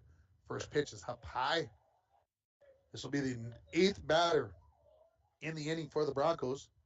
Chisholm got 3 in the first. Broncos 1 in the first, and now here 3 in the second. Still a chance, and that will bring an end to the bottom of the second inning, but the Broncos score 4 runs on 1 hit. There were 4 errors, and the Broncos are going to leave 2 runners on base. Headed to the top of the third inning. Your new score, International Falls 5, Chisholm 3. You're listening to Bronco Baseball on K104 and online at rjbroadcasting.com, and you're watching it on yourliveevent.com. Clear skies and quiet tonight with lows around 37. Southeasterly winds 5 to 10 miles per hour. Bright sunshine expected again tomorrow. Daytime highs approaching 68. Mainly cloudy skies expected tomorrow night. Lows level off around 42. I'm meteorologist Jennifer Wojcicki from the Weatherology Weather Center on K104. Currently, it's 67. Hometown Hobby and Crafts is your headquarters for all your craft and school projects. The Mother's Day sale at Hometown Hobby and Crafts begins on Monday, April 25th and runs through Saturday, May 7th. You'll receive 15% off all spring floral and decor, as well as 15% off fabric. Hometown Hobby and Crafts has a large supply of puzzles and games for both kids and adults. Hometown Hobby and Crafts is open 10 to 6 Monday through Friday and 10 to 4 on Saturday at 327 3rd Street in downtown International. Buy local to keep our community strong. Back at Sheila Field, top of the third inning, Broncos now leading by a score of 5-3 for the Chisholm Blue Streaks. 4, 5, 6 in the batting order. That means Dylan Splinter, the first baseman, will lead it off, followed by Sean Fleming and Ethan Lawson. The Broncos 1 in the first, 4 in the second for their 5 runs, and as I mentioned, they have it only scored 3 runs through the first 2 games, so this has got to feel a little bit better, give the boys some confidence as they head into this third inning. And again, umpires taking a little extra time here. Hey, again, enjoy the weather, right? Beautiful day. Come on down. I still didn't. I'm smelling. Do we smell hot dogs? Hot dogs? Yeah. Popcorn for sure. Here's the first pitch from Tomczak to Splinter. Ground ball, backhanded by Tomczak. Takes a couple steps towards first, throws it easy over to Lovelace to retire Splinter on 1 pitch. There's nothing wrong with popcorn at a baseball game. Hot dog, maybe a soda and a bag of chips. Oh, there you go. That's living right here down at Sheila Field. Stepping in now is going to be Sean Fleming. He had a single and an RBI back in the first inning and was stranded at third base when the Blue Streaks left the bases loaded in the top of the first. The first pitch to him. Swung on, fouled out of play. Brought to you by Falls Lumber Company, 201 4th Street. Left-handed batting pitcher. Throws right-handed, but bats left-handed. A lethal combination, as I like to think about it. Of course, throwing left-handed as a pitcher would be even that much more interesting. The 0-1 to Fleming. Tomczak sort of, aimed that one. Almost looked like he pushed it up there. Like maybe he was trying to throw a little knuckler or something up there. Let's check my phone here, see if we got an update from War Road. I got an update on the junior high game. 6-4 Falls is leading the junior high game over on the JV field. The 1-1 pitch down low to Fleming, 2-1. So again, 6-4, the junior high game over there on field B in the bottom of the second inning. Tomczak long look in here. Carlson finally gives him a sign he likes in the 2-1. Tried to throw a breaking pitch there. That one never broke, and it goes to 3-1. Again, the Twins should be just starting over on KGHS. Not that I want you to leave, but just let you know we got the Twins. Again, Luisa Rise and Dylan Bundy and manager Rocco Baldelli all have COVID. See how that plays through the pregame. Here's the 3-1 to Sean Fleming. Called strike. On the outside corner at the knees. Fleming's like, I want that pitch when I'm pitching, okay? I want to make sure I get that call. Every pitcher thinks about that. Every catcher thinks about that. Tomczak ready with the payoff pitch to Fleming. And that's way outside. It looked like he tried to throw that pitch just a little bit ago, and he did exactly the same thing. He pushed it to the outside. That is the fourth walk given up by Jet to go along with 3 strikeouts.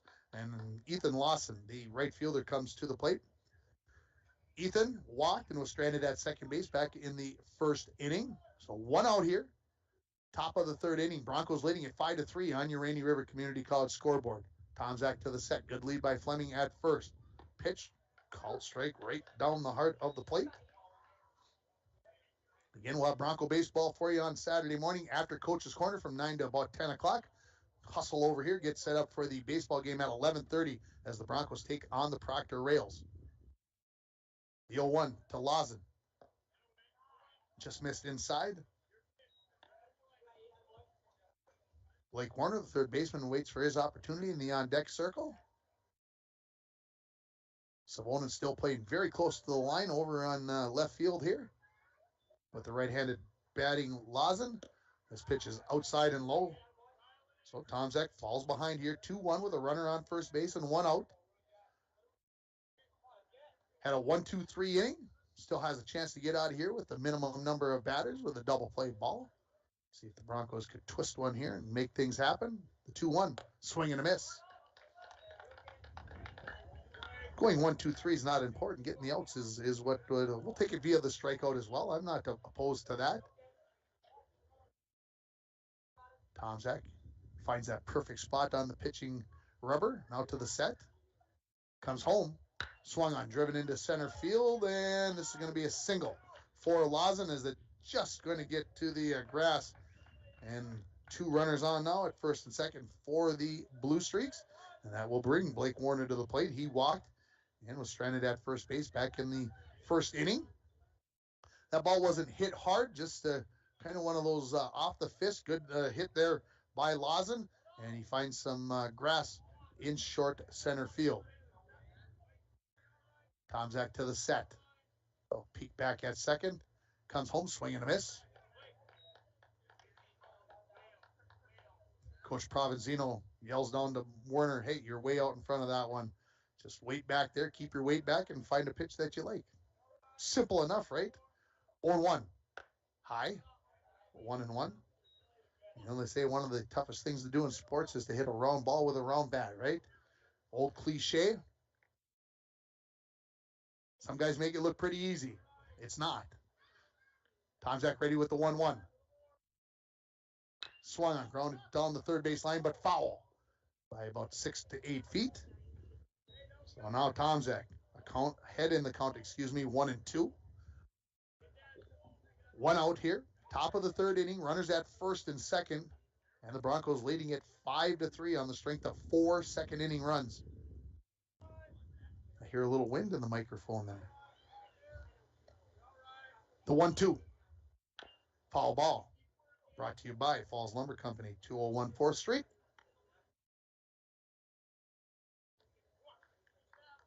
Chisholm sends their number 36. That's Aiden Perkovich out into the first base coach's box.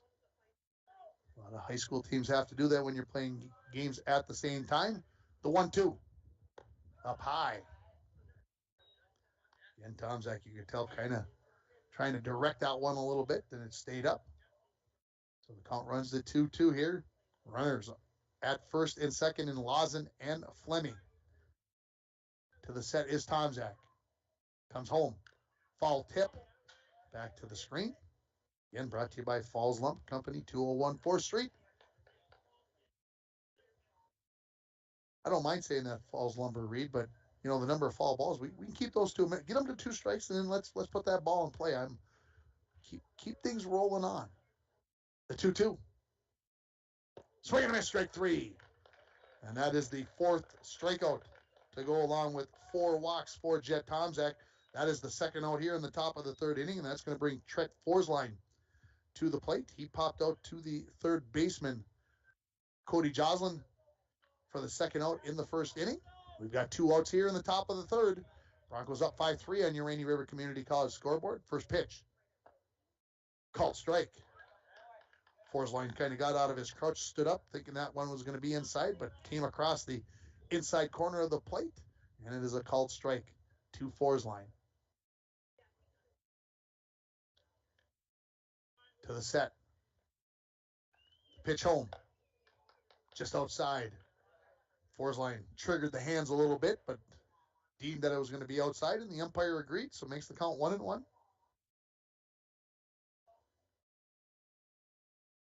Again, Fleming the runner at second. Lawson the runner at first, the 1-1. There's a called strike. Again, just an absolutely beautiful day here. Sheila Field, not a cloud in the sky. If you're still sitting at work, get here. 5:37 in the afternoon. You shouldn't be working anymore. Get out here and enjoy some nice weather and some baseball. Here comes the 1-2. 2-4 bounces in. Good job by the catcher, Brody Carlson, to keep that one in front. That is such a big deal with runners at first and second and 2 outs. You don't want those runners advancing 90 feet and getting that much closer to scoring runs. So give Brody Carlson an attaboy right there. Here's the 2-2. And, oh, that's a bigger stop right there by Brody Carlson, as that one was well over in the left-hand batter's box. He knocked that one down backhanded. How about we give that one the Northern Lumber block of the game? Free estimates, delivery to your worksite, and paid matching. Northern Lumber, everything to build anything. Located on Highway 53 at 307th Street in International Falls. Here's the payoff pitch. 2-4 Swung on, popped up in the infield. Behind the pitcher's mound, Larson scoops that up with a basket catch at second base. Whew, I think he misjudged that one just a hair, folks, but he comes up with the catch. I thought maybe he was going to pull the baseball cap off and just catch it like that. So for the Blue Streaks in the top of the third inning, no runs, 1 hit, no errors by the Broncos, and the Blue Streaks will leave 2 runners on base. Going to the bottom of the third inning, the score, International Falls 5, Chisholm 3. You're listening to Bronco Baseball on K104 and RJBroadcasting.com, and you're watching it on yourliveevent.com. And we're back with breaking news. The new Coke Zero Sugar might be the best Coke ever. That's right, Jim. With an improved taste and 0 calories, make sure... Jim. Ooh, yes, this tastes like the best Coke ever to me. We're on the air. I need to try it first. With zero sugar and now even more delicious, it's the new Coca-Cola Zero Sugar, the best Coke ever. Find out for yourself. Power interruption can be scary. How long will you be without power? What will happen to the food in the fridge? But there is nothing to fear if you have the power you can trust with a standby generator fueled by Lakes Gas. A propane standby generator powered by Lakes Gas kicks on instantly after a power interruption and is so quiet that you won't worry about waking the neighbors. Lakes Gas, serving the Northland for 60 years. Visit our website at www.lakesgasco.com.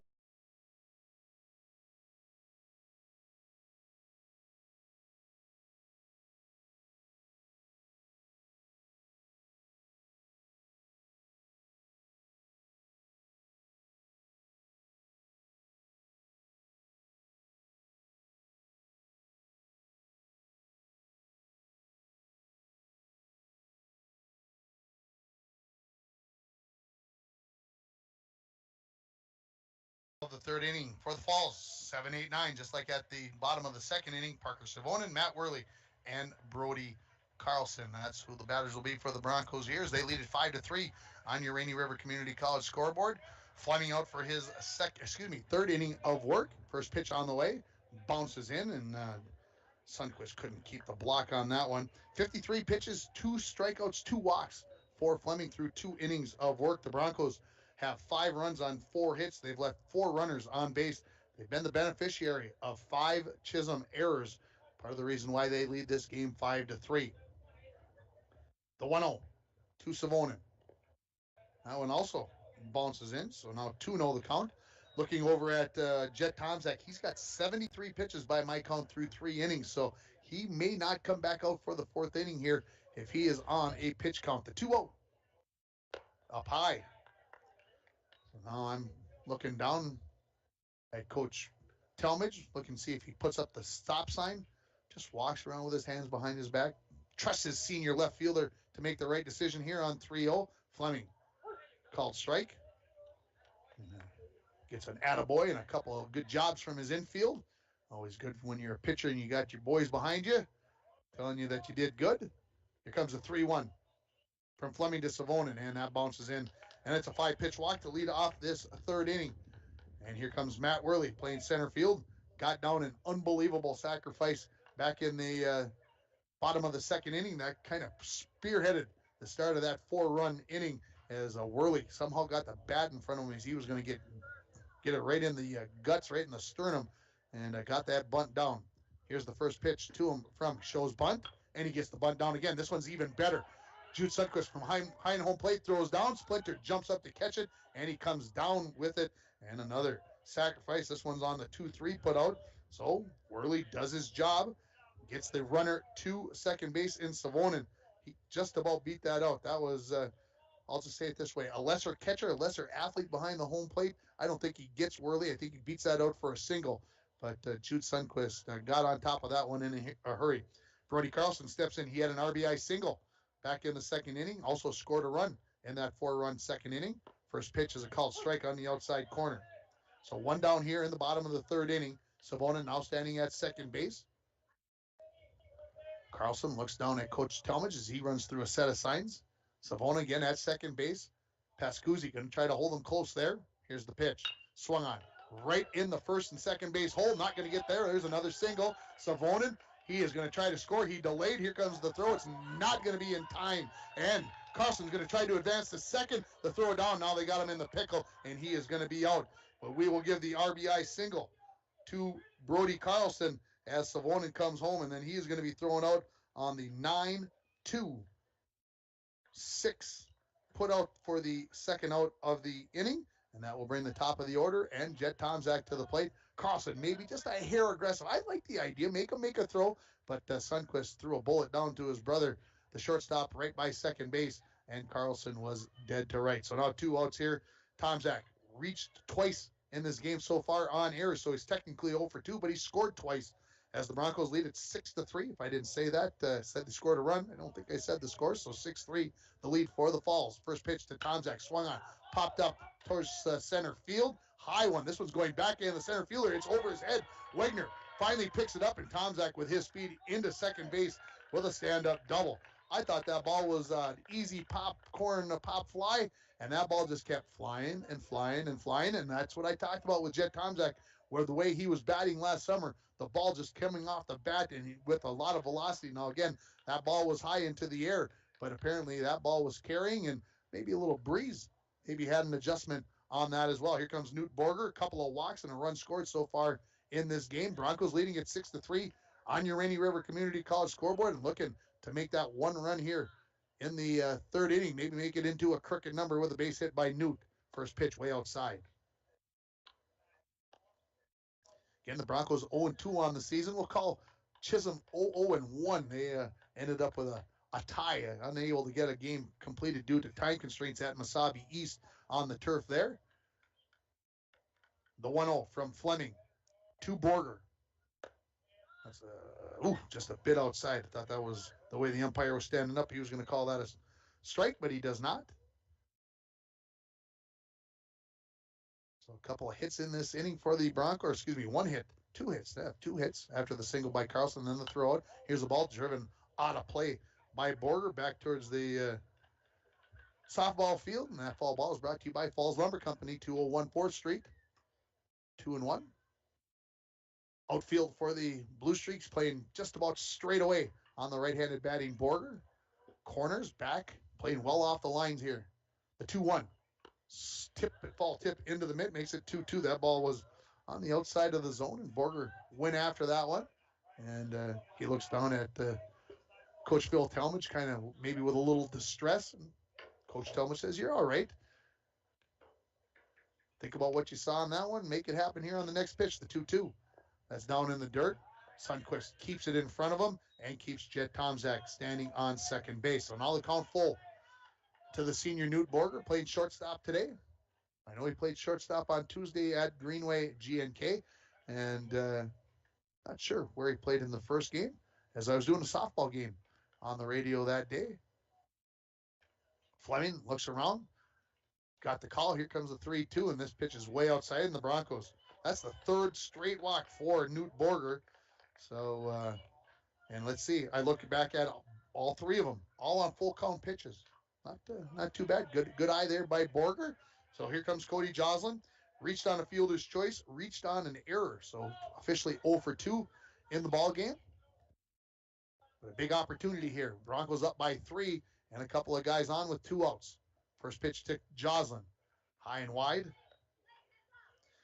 So 53 pitches for Fleming. We'll see where his pitch count lies at here. He's nearing 70 pitches as well. And again, early in the season, first games, interesting to see where coaches decide that you're going to be on a pitch count. To the set is Fleming. The 1-0. Swung on. That's fouled out of play. Brought to you by Falls Lumber Company, 201 4th Street.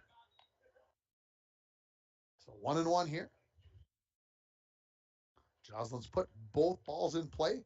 And again, the error, I think back to the error on the second baseman. He hit a pretty hard 2-bouncer right at the second baseman past Kuzi. They couldn't come up with it. The 1-1 to Joslin. That one's way high. Sundquist out of the crouch, off of his feet to get to that one. Coach Talmadge set of signs. I think the sign said hit ball hard someplace, Cody Joslin. I don't think there's any bases going to be stolen here with 2 outs. Swung on, popped up, mile high. This one's going to short center field. Noah Sundquist, the shortstop, going out, and he's not going to come up with that. Tomczak will score from second base, and sliding into third base is going to be Borger. And so we're going to give that a single and the RBI for Joslin. As coming home, Jet Tomczak with the 7th run for the Broncos, and give Borger a lot of credit. He could have stuck around at second base, but he advanced in, sliding in safely. And now the Broncos up by 4 runs here. Up steps Owen Worley. He's got a fielder's choice and a ground out so far in this game. So 0 for 2. Runners at the corners. Joslin, the runner at first base, not being held on, so he extends the lead even further. First pitch right down the heart of the plate for a called strike to Owen Worley. Borger standing at third base. I suspect Joslin won't be standing at first base after this pitch. Again, they're not holding him on. I don't think they're worried about him. Jude Sundquist, the catcher, looking in like, you just want to let him go down? Is that what you want to let me do? And now Worley's going to go for a little walk as he was impatiently waiting in the right-hand batter's box. And now we'll start it all over. To the set is Fleming.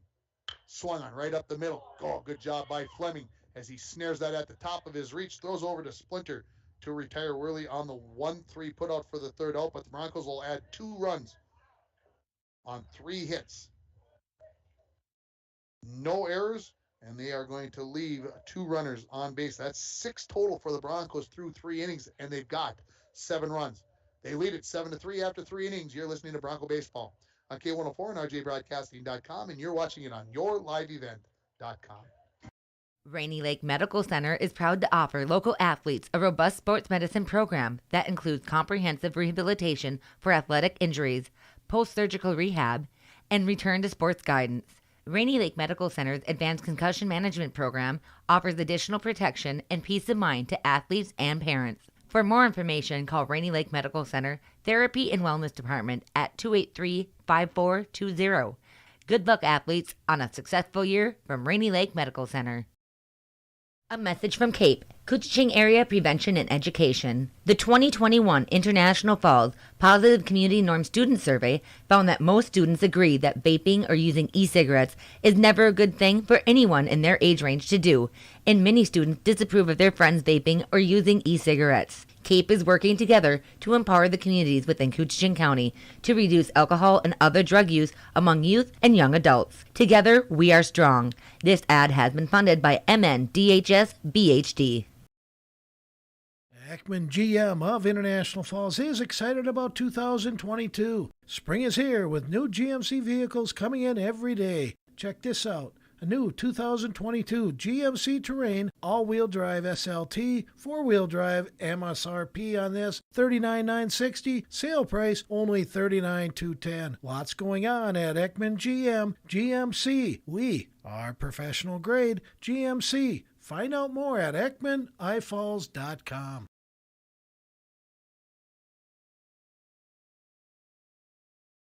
We've got a pitching change here for the Broncos as Alex Larson going to move from second base. And if you've ever watched Alex throw, he likes to, I say, sling it. Throws a little bit sidearm. You're going to get a little bit different look. And Jet Tomczak, I believe, is going to stay in the game as the DH. And now playing second base is going to be number 14. That is Jake Olson. So I'm going to put him into my lineup here, and I look out at the rest of the players. Owen Worley is not out in right field anymore. I'm trying to see the number. That is number 19 out there. That is Torrin Thompson that is now out in right field, and I believe that means Owen Worley is out of the ball game, but he could re-enter. That's the rule, of course, in high school baseball, that you can re-enter in to the lineup if you are a starter. And so I think we've also got some lineup changes possibly here for the Chisholm Blue Streaks, as Coach Provenzino maybe has his lineup card out as well. I think we've got everybody all straightened away. Maybe Coach Provenzino was just taking down the changes for the Broncos. And so we're ready for the top of the fourth inning here. The Broncos leading at 7-3. They score 1 in the first, 4 in the second, 2 in the third. Chisholm got all 3 of their runs from their first 3 batters in the order.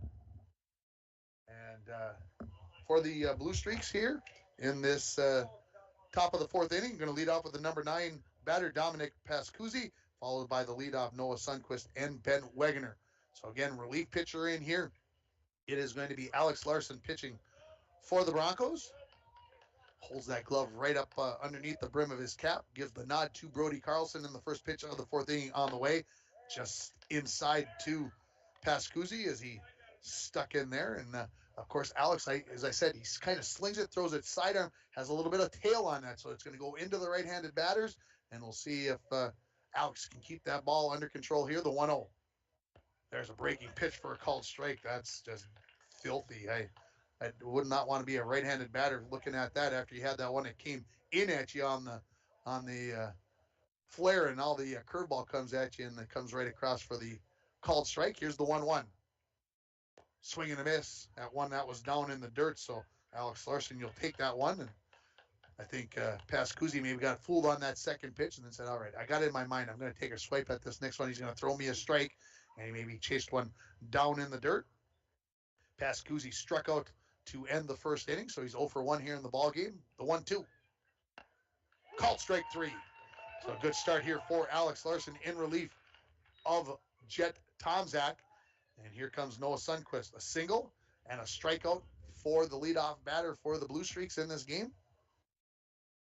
And that's a nice start for the senior hurler.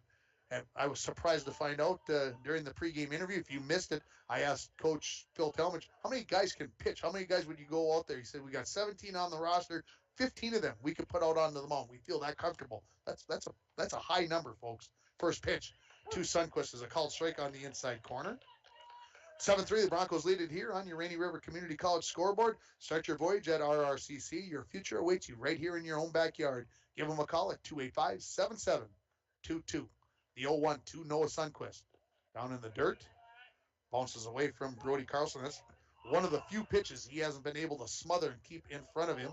And look at the hustle by assistant coach Will Avi out of the dugout to get that ball. Look at it. Still got it at 58 years of age. 57. I better be right. That's a guess, folks. Here's a ground ball. Foul along the third base line makes the count 1-2. Graduated in 84, so let's do the math. That's 38 plus 8. That's 56. All right, we'll get. I probably gave him an extra year or two. You can do that to a colleague, can I? Absolutely. Give him a little tease here. Here comes the 1-2. To Noah Sundquist, a math teacher, and that's a foul tip, and it will keep the count 1-2. I thought maybe Sundquist had missed that. So Broncos playing a pretty, what I would say, normal place with one out, nobody on. Joslin, 3-4 steps off the third base bag, just behind the bag. And at first base, Gavin Lovelace playing pretty deep with the right-handed batting Sundquist. And there's the pitch that hits Noah Sundquist in the shoulder. So our first hit by pitch in this ball game from either team. And again, that's the danger with Alex Larson. He has that great sidearm, but sometimes that ball stays inside. And Noah Sundquist said, I'll take that one in the shoulder and get a base runner here. So 1 on, 1 out here in this top of the fourth inning. Here comes Ben Wegener. He's got a walk and a ground out so far in this game. So 0 for 1. Larson to the set. Comes home. High. Chisholm, again, got their first 3 batters on with a single, a walk, and a double. They all scored. That's been it for the Blue Streak since then. They have not put a run across, but they've got 1 on here and 1 out in the top of the fourth. The 1-0. And that is going to be right in the back of Ben Wegener. And he decided to take that one, and he is now going to be on by the hit by pitch. And, of course, you might recall that in Game 1 for the Broncos against Mesabi East, they had 8 hit batters from the 2 Bronco pitchers. So this is something that maybe a little bit of, Of course, one of the guys took 4 of them from Mesabi East, and he was wearing the old elbow, David Ortiz sleeve on the arm. He took them and never moved. And, there's some talk about that. We'll get maybe into that more later. To the set is Larson. Here's Jude Sundquist, 1 for 2. Takes a called strike right down the middle of the plate. Sundquist had a 2-run double in the first and then grounded out to Jet Tomzak on the pitcher's mound to end the second inning. That was a 1-2-3 inning for the Blue Streaks. To the set is Larson. 2 runners on, 1 out. Looks back at second. Now brings home the 0-1. Grounded up the middle. Borger going to get there. Oh, that takes a big hop and into center field. Noah Sundquist is going to come around to score. And this game now 7-4 in favor of the Broncos after the RBI single by Jude Sundquist. So he's got a couple of hits in this game. Now 3 runs batted in. And here comes Dylan Splinter. Borger was getting over to that one, and I don't know what it hit, but man, did that ball hit off of something and just absolutely go sky high. That ball was a good 4 or 5 feet over the top of Borger's head. Splinter, a strikeout and a groundout so far in this ball game. The first pitch to him. Down low. Hit a chunk of frost. Yeah, it could still be coming out of that ground. There's no doubt about that. See what we got here now with the 1-0 to Splinter. The delivery from Larson. Side on, a little bit low. So after a lead-off strikeout for Larson, you've got a hit by pitch, and a single. So 3 straight runners on here for the top of the order for the Blue Streaks. The 2-0 to Splinter. Just called strike. The umpire's got a little pause before he calls that strike. Thought that pause was a little longer, so I thought it was going to be a ball, but 2-1 now the count. Alex Larson, he'll take that one. 2-1 to Splinter. That's behind him. And make it 3-1. And his teammates telling him to wear it. Take that one in the back. He'd had to back out of the batter's box, I think, to get hit by that one. That's how far outside, or far inside, excuse me, to the right-handed batting splinter that was. Larson leans in, nods to Carlson. Looks back at second. Comes home, 3-1. Swing and a miss, strike two. If I'm the coaching staff, I'm telling Alex Larson to throw that ball exactly in the same spot here. See what Splinter can put that ball in play. Maybe get the double play ball. That one's down in the strike zone. That's a good spot for it. The payoff pitch to Splinter. Swing and a miss, strike three. So 2 strikeouts in this inning, 2 outs. And now here comes Sean Fleming. So runners on first and second and 2 outs now. Fleming comes up with a single and a walk. Stranded at third base the first time, stranded at second base in his second at-bat. Pitcher here for the Blue Streaks. He had 74 pitches, so he may not be back out for the 4th inning. The first pitch to him from Larson. Inside. Again, Twins baseball just about ready to start. 6:05 first pitch from Baltimore.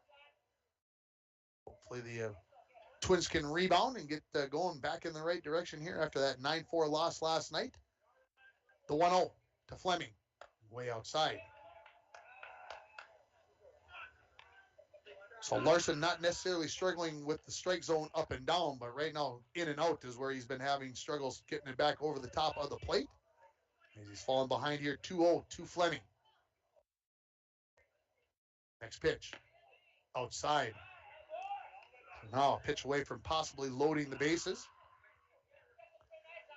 Broncos up 7-4 here in the top of the 4th inning as we approach the halfway mark of this baseball game. To the set is Larson. Looks back at second. The 3-0. Runners going. And that is a called strike. Gets away from Carlson, so everybody moves up a base. So now 2 runners in scoring position for Fleming with the 3-1 count.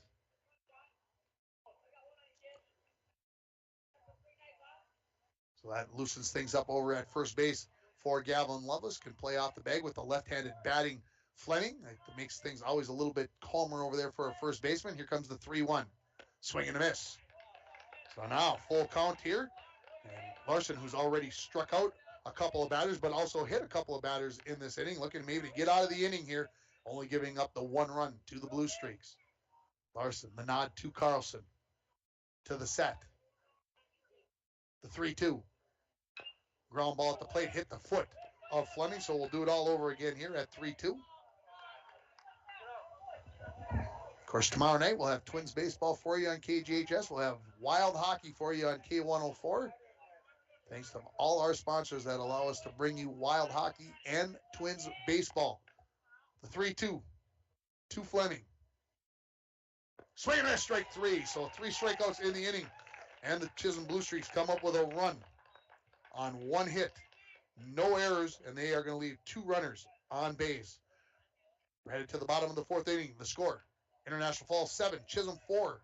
You are listening to Bronco Baseball on K104, rjbroadcasting.com, and you're watching on yourliveevent.com. I just love this song. It makes me want to go fishing. Hey, Don, you sell flooring. It might be a while before you get on a boat to go fishing. Well, Mike, the way I'm feeling right now, I could be gone for a while when the weather is nice, getting some sun, slaying some walleye. What does that mean, Don? People here need your flooring. They need you out there. Hey, then come and get your flooring and tile now before I'm a castaway on that fishing boat. Get a hold of Don over at Studio B Flooring, 218-240-5599. If you want to get away, book your vacation from Falls International Airport. Falls International Airport offers direct nonstop flights to Minneapolis daily, along with a nonstop charter flight to Laughlin, Nevada, March 7th to the 11th. For more information and to book your Laughlin trip, visit internationalfallsairport.com and click on charters. With modern terminal, free parking, free Wi-Fi, shorter lines, easy baggage claim, and more, you'll be happy you booked your flight out of Falls International Airport. So far, the Blue Streaks have left 7 runners on base, so there's been plenty of base runners so far in this game. And of course, for the Broncos, it was Jet Tomczak that started this game. He threw 73 pitches, had 4 walks and 4 Ks, and gave up those 3 runs in the first inning. For the Blue Streaks, it was Sean Fleming who started this game. He ended his day with 2 strikeouts and 4 walks as he has been replaced as number 24. That is going to be Dominic Pascuzzi, who is going to be pitching now. He played second base, and it looks like Fleming has just moved to second base, so the pitcher and the second baseman just switching spots. So that's easily taken care of in the scorebook as we head to the bottom of the 4th inning. And that has been your Green Larson Mortuary mid-game report. Green Larson, welcome to a place to celebrate life and honor every memory. Again, go to their website at greenlarson.com.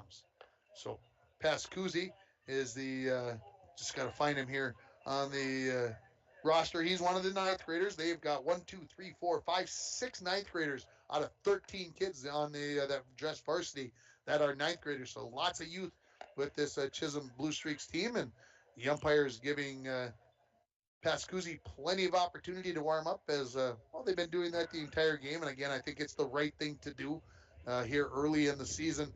You don't want anybody getting injured early on here, as Coach Tim Provenzino said during the pregame interview. Look, we've been outside twice for the game that we ended in a tie, and the one practice that we had. That's it. So we're happy to be outside. So again, lots of warm up here. Umpires working their way through. I talked to Jim Erzar, who is umping the base paths, and I said, geez, working just about 7 days a week. And he says, yep, 7 days a week with the college games going on and everything else. And Rainy River, speaking of college, they split a pair of games here yesterday with Vermilion. They end up going 4-6 in the North Division. And on a coin flip, they end up getting the last spot, the number 6 spot. They take on number 1 Itasca at 11 a.m. on Saturday morning, I believe, in Aurora. The other half of the tournament is in Ely. So that tournament going on, and of course, it's a double elim with the top 3 teams advancing to the region tournament. So big opportunity for Rainy River as Pascuzzi has his warm-up tosses in, and you could see Jude Sundquist on that throw down to second base. Looks like a flick of the wrist, and it's already flying past second base. And so for the Broncos here, coming up, it is 5-6-7. Gavin Lovelace to lead it off. Alex Larson will be the second batter, and Parker Savonin to bat third. In this game so far, Lovelace, 1 for 2, an error, reached on an error, and a single. He pops one up in foul territory. Jude Sundquist comes back to the screen, and he overruns it. Gets a little bit too close to the fence as he comes back. And so new life for Gavin Levis on that foul ball that Sundquist couldn't come up with. That foul ball brought to you by Falls Lumber Company, 201 4th Street. So you always talk about second opportunity. Can you make them pay? We'll see if Gavin Levis has the opportunity to be able to do this. And I mentioned that Levis reached on an error in that second inning. There were 4 errors in that second inning. The Broncos took advantage of it in getting 4 runs. Swung on, fall back to the screen. Brought to you by Falls Lumber Company, 201 4th Street. Alex Larson hustles back and going to get an opportunity. He struck out twice in this game so far, so I'm sure Alex like to get up there and at least put a ball in play here on his next at-bat. Here comes the 0-2 to Lovelace. From Pascuzzi, it's bounced out just in front of the plate and in foul territory. Sundquist Jude kind of bumped it out there, trying to get the referee, the umpire, to say, hey, it was in fair territory, but no dice. Already been called a foul ball, so count remains 0-2 here to the senior first baseman, Gavin Lovelace. Comes the 0-2 from the 9th grader. Swung on towards the second baseman, Fleming, who came over from the pitcher's spot. He scoops it up, throws it to Splinter at first base to retire Lovelace on the 4-3 putout, and that will bring Alex Larson to the plate. Fleming didn't have to go to his left or his right, just had to put the glove down in the dirt, scoop it up, and throw it over to Splinter at first base, which he did with a lot of ease. And the umpire and Jude Sundquist, the catcher, having a good conversation down there. They're laughing, smiling, and hey, if you can relax out there and have a good time, that's what it's all about. Here's the first pitch to Larson from Pascuzzi. Swung on, fall back over my head. That foul ball is brought to you by Falls Lumber Company, 201 4th Street.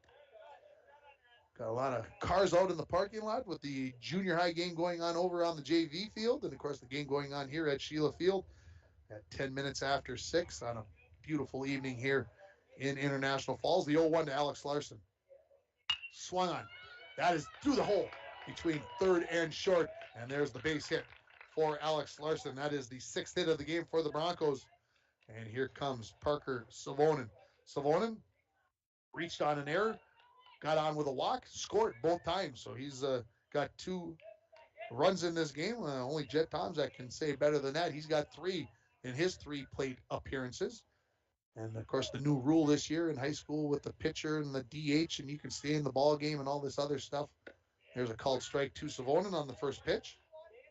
Pretty much the same rule they got in the majors now with Shohei Ohtani, who can come in and pitch, and he can stay in the game and be the DH and bat in his spot.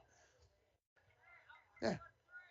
We're all about offense, right? In the major leagues, we want to see runs scored. We don't want to see 1-0. We want to see 9-7. And this pitch is going to get past the catcher, Jude Sundquist. Hustling down to second base is going to be Alex Larson. Count even up to Savonen here at 1-1. Matt Worley waiting in the on-deck circle.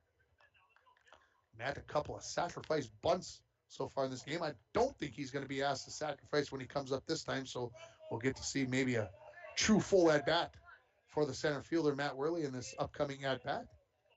Pascuzzi, look in to Sundquist, and the 1-1. Fall back right at me. You could hear that one hit the chain link fence. That foul ball brought to you by Falls Lumber Company, 201 4th Street.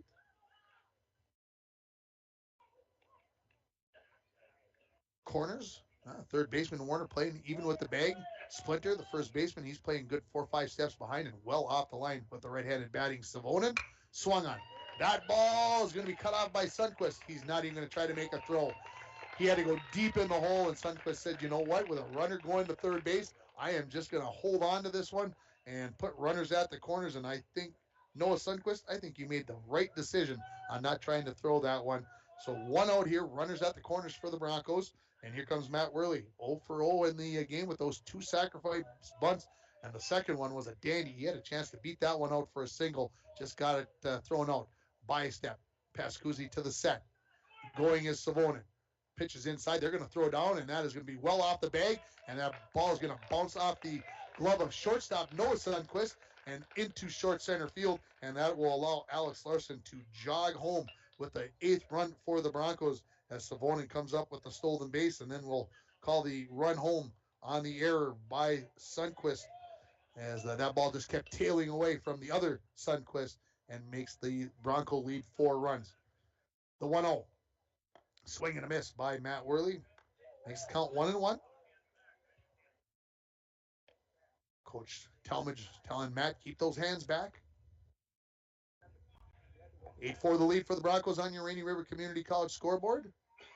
Here's the 1-1. Swing and a miss. Worley, the number 8 batter in the order. Brody Carlson waiting in the on deck. Number 9 batter in the order. You say, well, what's he done today? 2 singles is what Brody Carlson has done from the number 9 spot. You got to like that when your number 9 batter gets you a couple hits in 2 at-bats. The 1-2 to Matt Worley. Swing and a miss. Strike 3. So that is the second out of the inning. First strikeout for Pascuzzi. Dominic Pascuzzi in his first inning of relief for Sean Fleming. And here comes Brody Carlson with those 2 hits of runs scored. So now 2 outs here. Savonen still standing on second base. Broncos did add a run here. They scored a run in each of the 4 innings so far in this ball game. The first pitch swung on off the fist, foul territory, popped up. Splinter on the run and just out of his reach. And that foul ball brought to you by Falls Lumber Company, 201 4th Street. Splinter's had a couple of those over his way, just out of his reach. He hasn't been able to come up 2 towards the chain link fence, and the one I'm thinking down the right field line that just couldn't get back, hustle back there enough to get to that one. So the count 0-1 here to Carlson.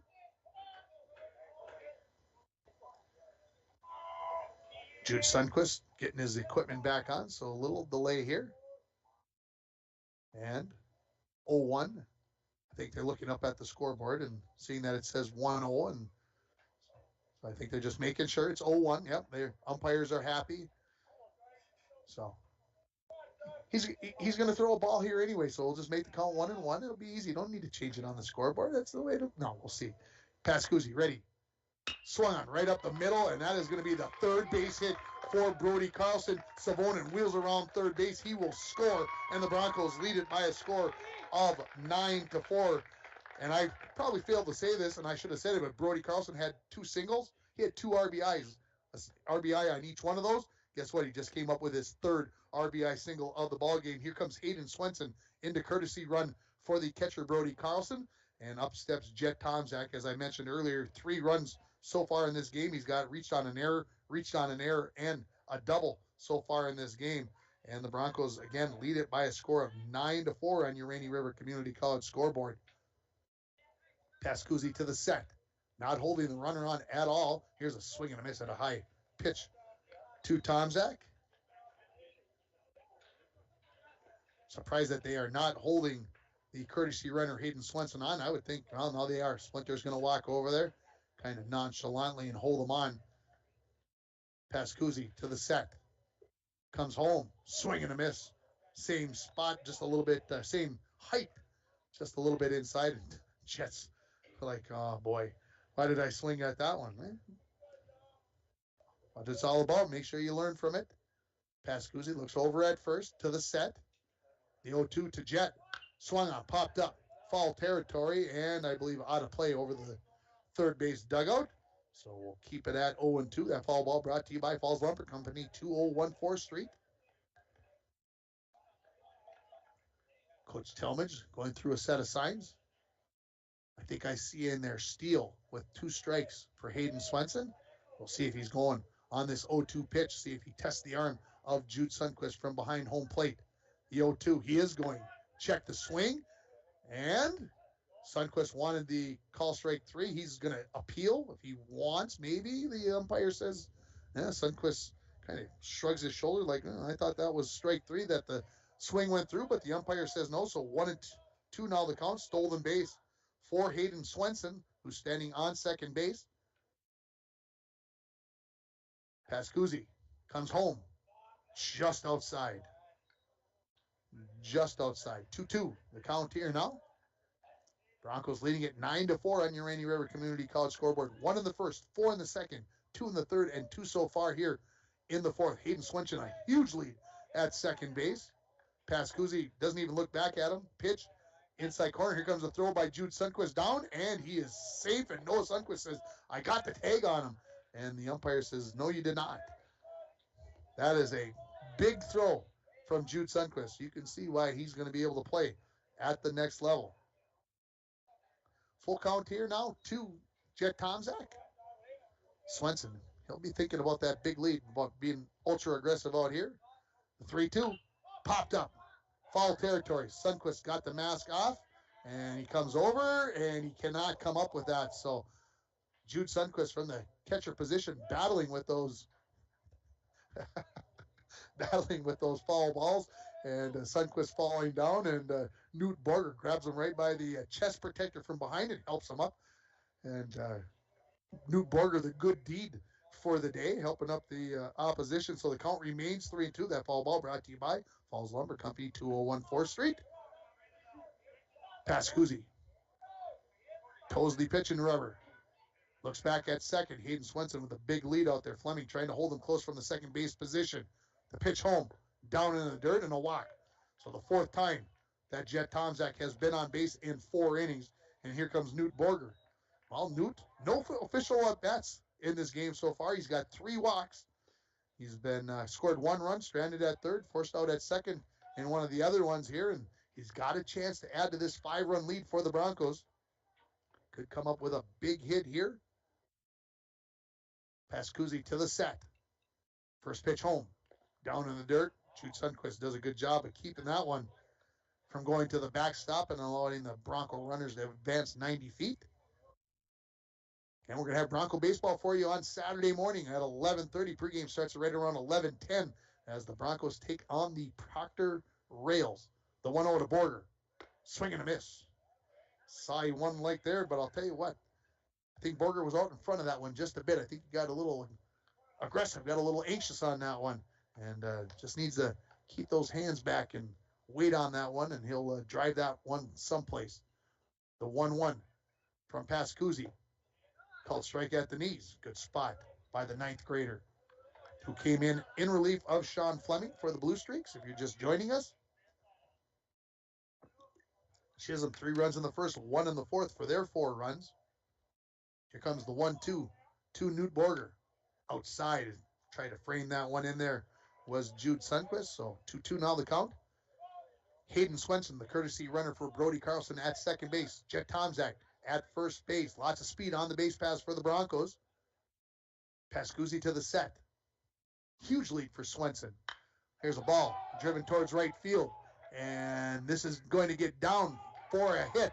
Borger heading towards second. Tomczak got the wheels coming. He's going to head home, and it's a 2-run double for Newt Borger, and the Broncos increase their lead 2-11 to 4 as Tomczak hustles all the way from first base on that ball that kind of flared out to right field.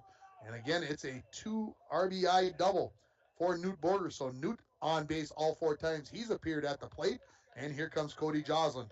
Reached on a fielder's choice, reached on an error, and then singled in the 3rd inning. So 1 for 3 officially for Cody Joslin. Got a runner in scoring position. The Broncos leading by 7, 11-4 on your Rainy River Community College scoreboard. Pascuzzi to the set, comes home, high. This is the 8th batter to come to the plate for the Broncos in this inning as they've gotten 4 runs across. Second time they put up a 4 spot on the nice new scoreboard. What is it, 3 years old, maybe 4 years old, that new Sheila Field scoreboard. I love it. The pitch, driven to center field. Wagner going to his left towards right center, and he is not going to come up with that ball. Joslin heading for second, coming home to score is Newt Borger, and it's an RBI double for Cody Joslin, and the lead increases to 12-4 for the Broncos. Now, here comes Torrin Thompson, getting his first at-bat of the game in place of Owen Worley out in right field. And Worley was 0 for 3 officially, fielder's choice and a couple of ground outs. And Torrin Thompson, his first at-bat in this game. First pitch swung on, driven towards left field, coming in and now going back out. And this ball's ripped over the head. This is going to be an easy double for Torrin Thompson. And coming home to score is Cody Joslin. And the Broncos lead it 13-4. And what a nice hit there. First pitch you see, and you rip it over the left fielder, Trent Forsline's head.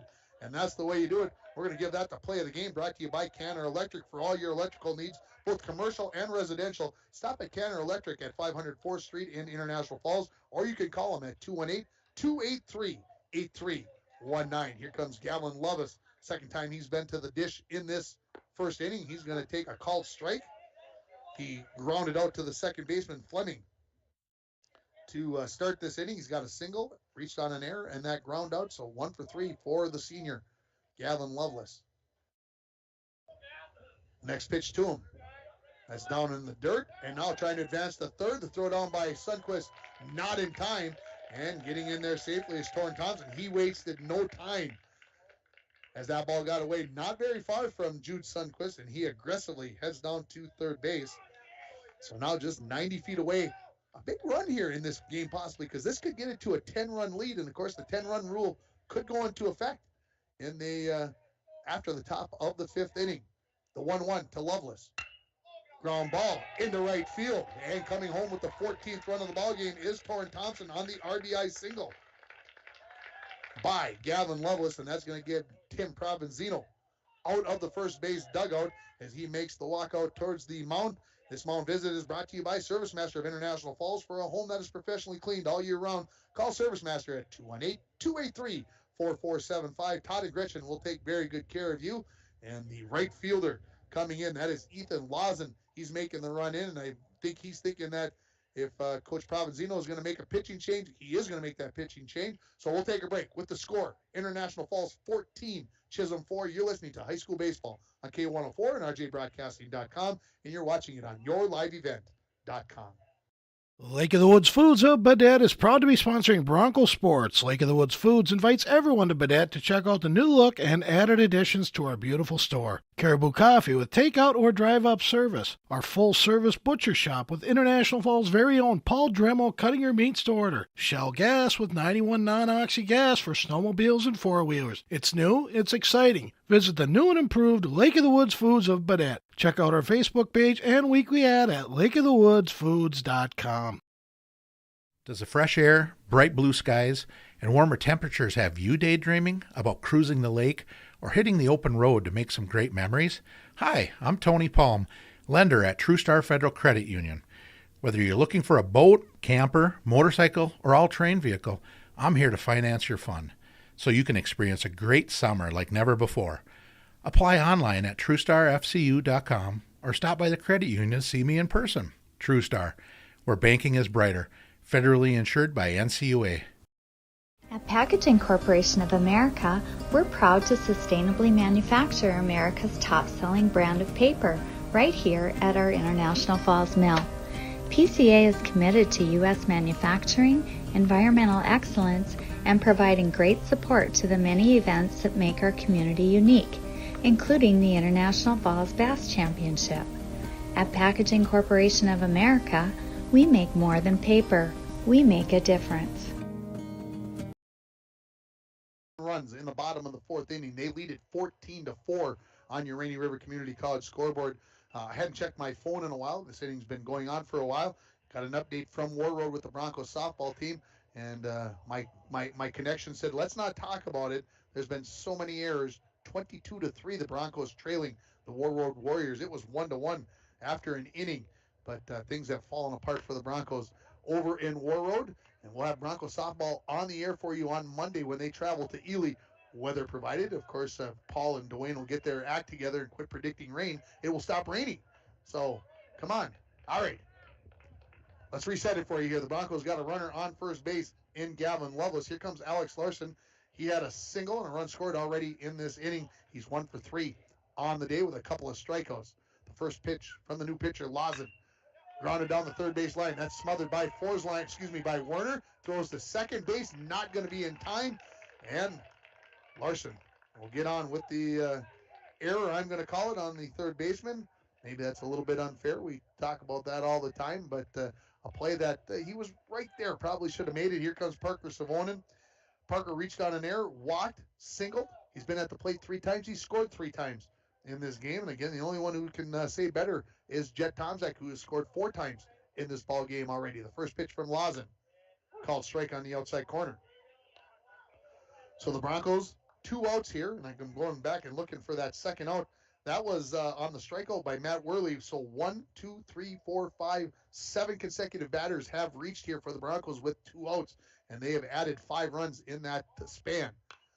Here's a ball fouled out of play, brought to you by Falls Lumber Company. So now Parker Savonin behind in the count, 0-2, as Lawson came in from right field. And looks like to me that Pascuzzi is now out playing in right field. So just a quick switch there of positions. Savonin, the senior left fielder, ready with the 0-2. Ground ball towards the shortstop. Noah Sundquist scoops it up, throws it to Fleming at second base to force out Alex Larson at second base on the 6-4 putout. And that is going to bring to an end the bottom of the fourth inning. The Broncos are going to get 7 runs on 1, 2, 3, 4, 5, 6 hits. There was 1 error in the Blue Streaks, and the Broncos are going to leave 2 runners on base. We're headed to the top of the 5. Could be the final half inning if the Blue Streaks do not get a run. 14-4, the Broncos lead it. You're listening to high school baseball on K104 and RJBroadcasting.com, and you are watching it on YourLiveEvent.com. And we're back with breaking news. The new Coke Zero Sugar might be the best Coke ever. That's right, Jim. With an improved taste and 0 calories, make sure... Jim. Ooh, yes, this tastes like the best Coke ever to me. I need to try it first. With zero sugar and now even more delicious, it's the new Coca-Cola Zero Sugar, the best Coke ever. Find out for yourself.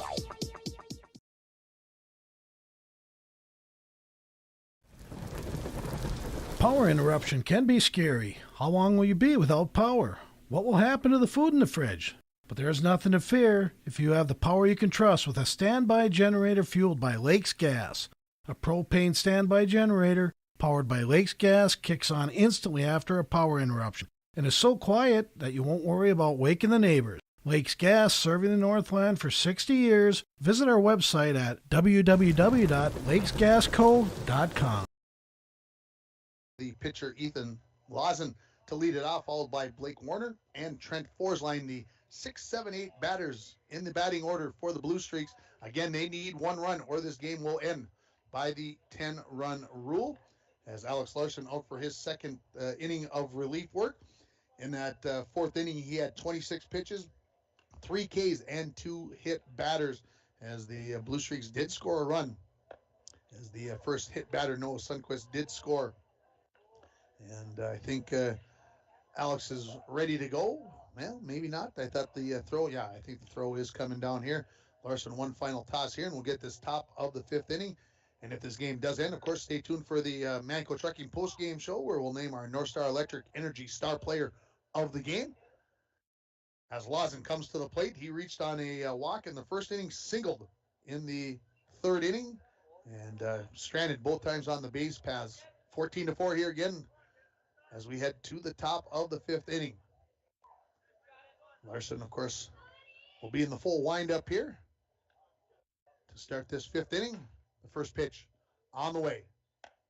Called strike.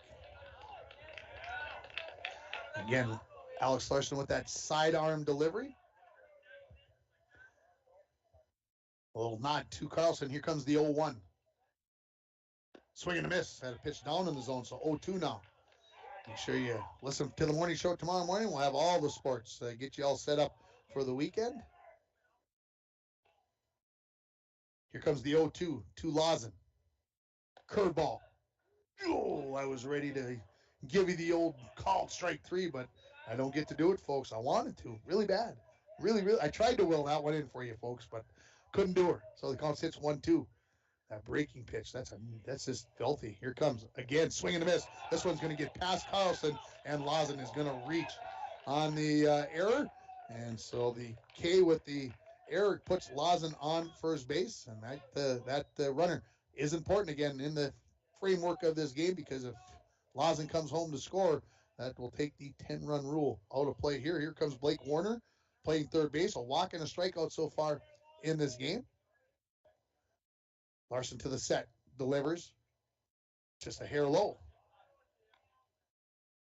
So that's the 4th strikeout for Larson so far in this game, through an inning plus of relief work for Jet Tomzak, who started this game and went 3 innings.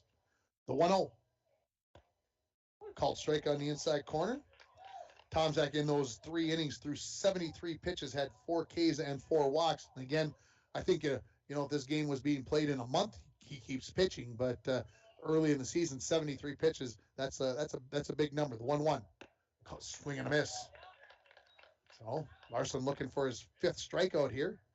Again, as a high school batter, you don't see much sidearm slinger like this. It's a different look. You just can't get used to it in one at bat. You may have to come through the lineup a second time to see what Larson is doing. Here comes the 1-2. Swing and a miss. This one's also going to get away from Carlson. He is out, though, as there was a runner on first base. So that is the 5th strikeout. That is the first out of this top of the 5th inning. But advancing down to second base and into scoring position is Ethan Lawson.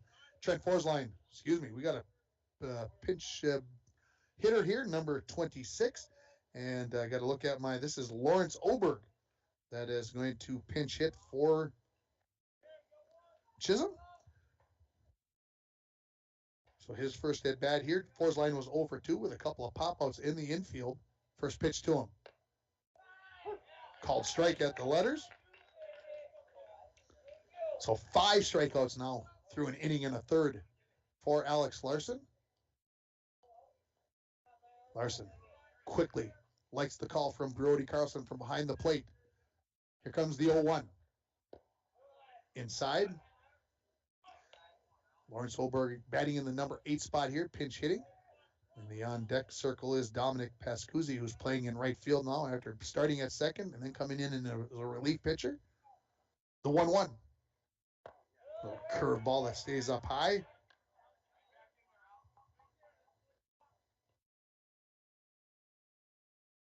Savonin still playing tight to that line over in left field with the right-handed batting Oberg. The 2-1 on the way. Foul, back to the screen. 2-2. That foul ball brought to you by Falls Lumber Company, 201 4th Street. So now a 2-2 count here. Broncos again leading 14-4 on your Rainy River Community College scoreboard. 1 in the first, 4 in the second, 2 in the third, and 7 in the fourth to build that 14-4 lead. The 2-2 to Oberg. Swing and a miss, strike 3. So 2 outs now, and that is the 6th strikeout in an inning and 2/3 of relief. Yeah, keep doing the math. If you haven't been listening, the error on that 1 strikeout, that's 6 strikeouts, officially goes down as that. So now here comes Dominic Pascuzzi, 2 strikeouts, 1 swinging, 1 looking so far in this game. Larson to the set, looks back at second and comes home. And that is going to hit Pascuzzi right in the cheek. And looks into the dugout and says, I'm on base, boys. And so now runners at first and second. That brings the top of the order and Noah Sundquist. A single, a strikeout, and a hit by pitch. And a couple of runs scored for Noah Sundquist. He's got half of the Chisholm Blue Streak runs in this game. So Larson, that's his 3rd hit by pitch to go along with 6 strikeouts. No walks. First pitch. Down in the dirt. Carlson can't find it. And hustling up 90 feet are going to be both runners. So Lawson now standing at 3rd base. Pascuzzi at 2nd. Again, that run so important as it is a 10-run lead.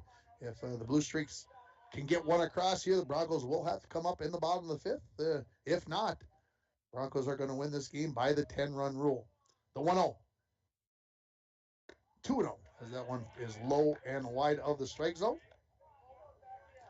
Again, Bronco baseball on Saturdays. They will be hosting the Proctor Rails. That game starts at 11:30. Our pregame coverage starts right around 11:10 on Saturday morning. It's supposed to be a beautiful day on Saturday. Come out and enjoy it. And if you can't, listen to us on K104. This ball is inside, and that hits.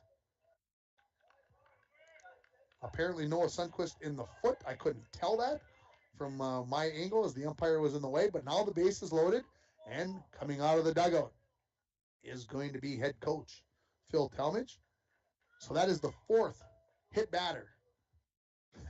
I don't know what happened in the Greenway game, but if you take the first game and the 3rd game, that's 12 hit batters by Bronco pitching in 2 games. That's a significant number. That's a big number. Dwayne says he doesn't think he hit 12 batters in his entire career pitching. I don't know how long that career was, but probably 5 years, he says. Yeah. Well, I pitched back in Little League too, and I probably hit a fair number, but 12 is a lot. Never 4 in a game, I know that. But so the mound visit is over. Brought to you by Service Master of International Falls. For a home that is professionally cleaned all year round, call Service Master at 283-4475. Todd and Gretchen will take very good care of you. Here comes Ben Wegner, a walk, a ground out, and a hit by pitch so far in this game. So the base is loaded. 14-4, the lead for the Broncos. 2 outs. Larson to the set. Comes home. Right down the middle of the plate for a called strike. One of those pitching lines that you just aren't going to see very often. 6 strikeouts and 4 hit batters. It just I keep telling you folks, but I still have a tough time wrapping my head around it. You're just not going to see it. Here's the 0-1 from Larson to Wegener. Called strike at the knees on the inside corner. So now just a strike away are the Broncos. The runner at 2nd base, that is Pascuzzi. He's getting about a 45-foot lead out there on 2nd base. He's halfway to 3rd the last time. A little bit closer as he's being held on by Olsen at 2nd base.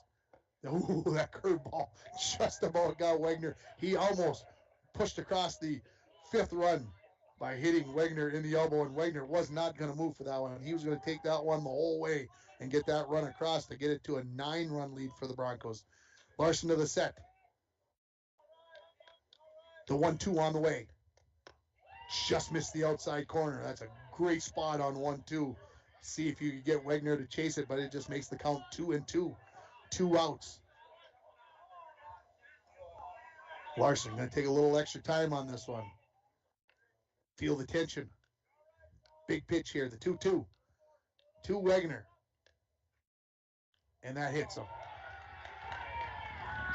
The 5th hit batter, and that means we are going to have more baseball coming up in the bottom of the 5th inning, because that is going to be a hit by pitch and an RBI.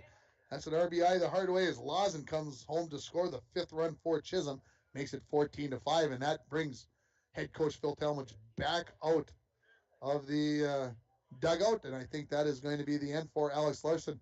six strikeouts, 5 hit batters. And Larson heading for the dugout, and we'll see who the pitcher is going to be here before we move on. I think it is going to be number 12.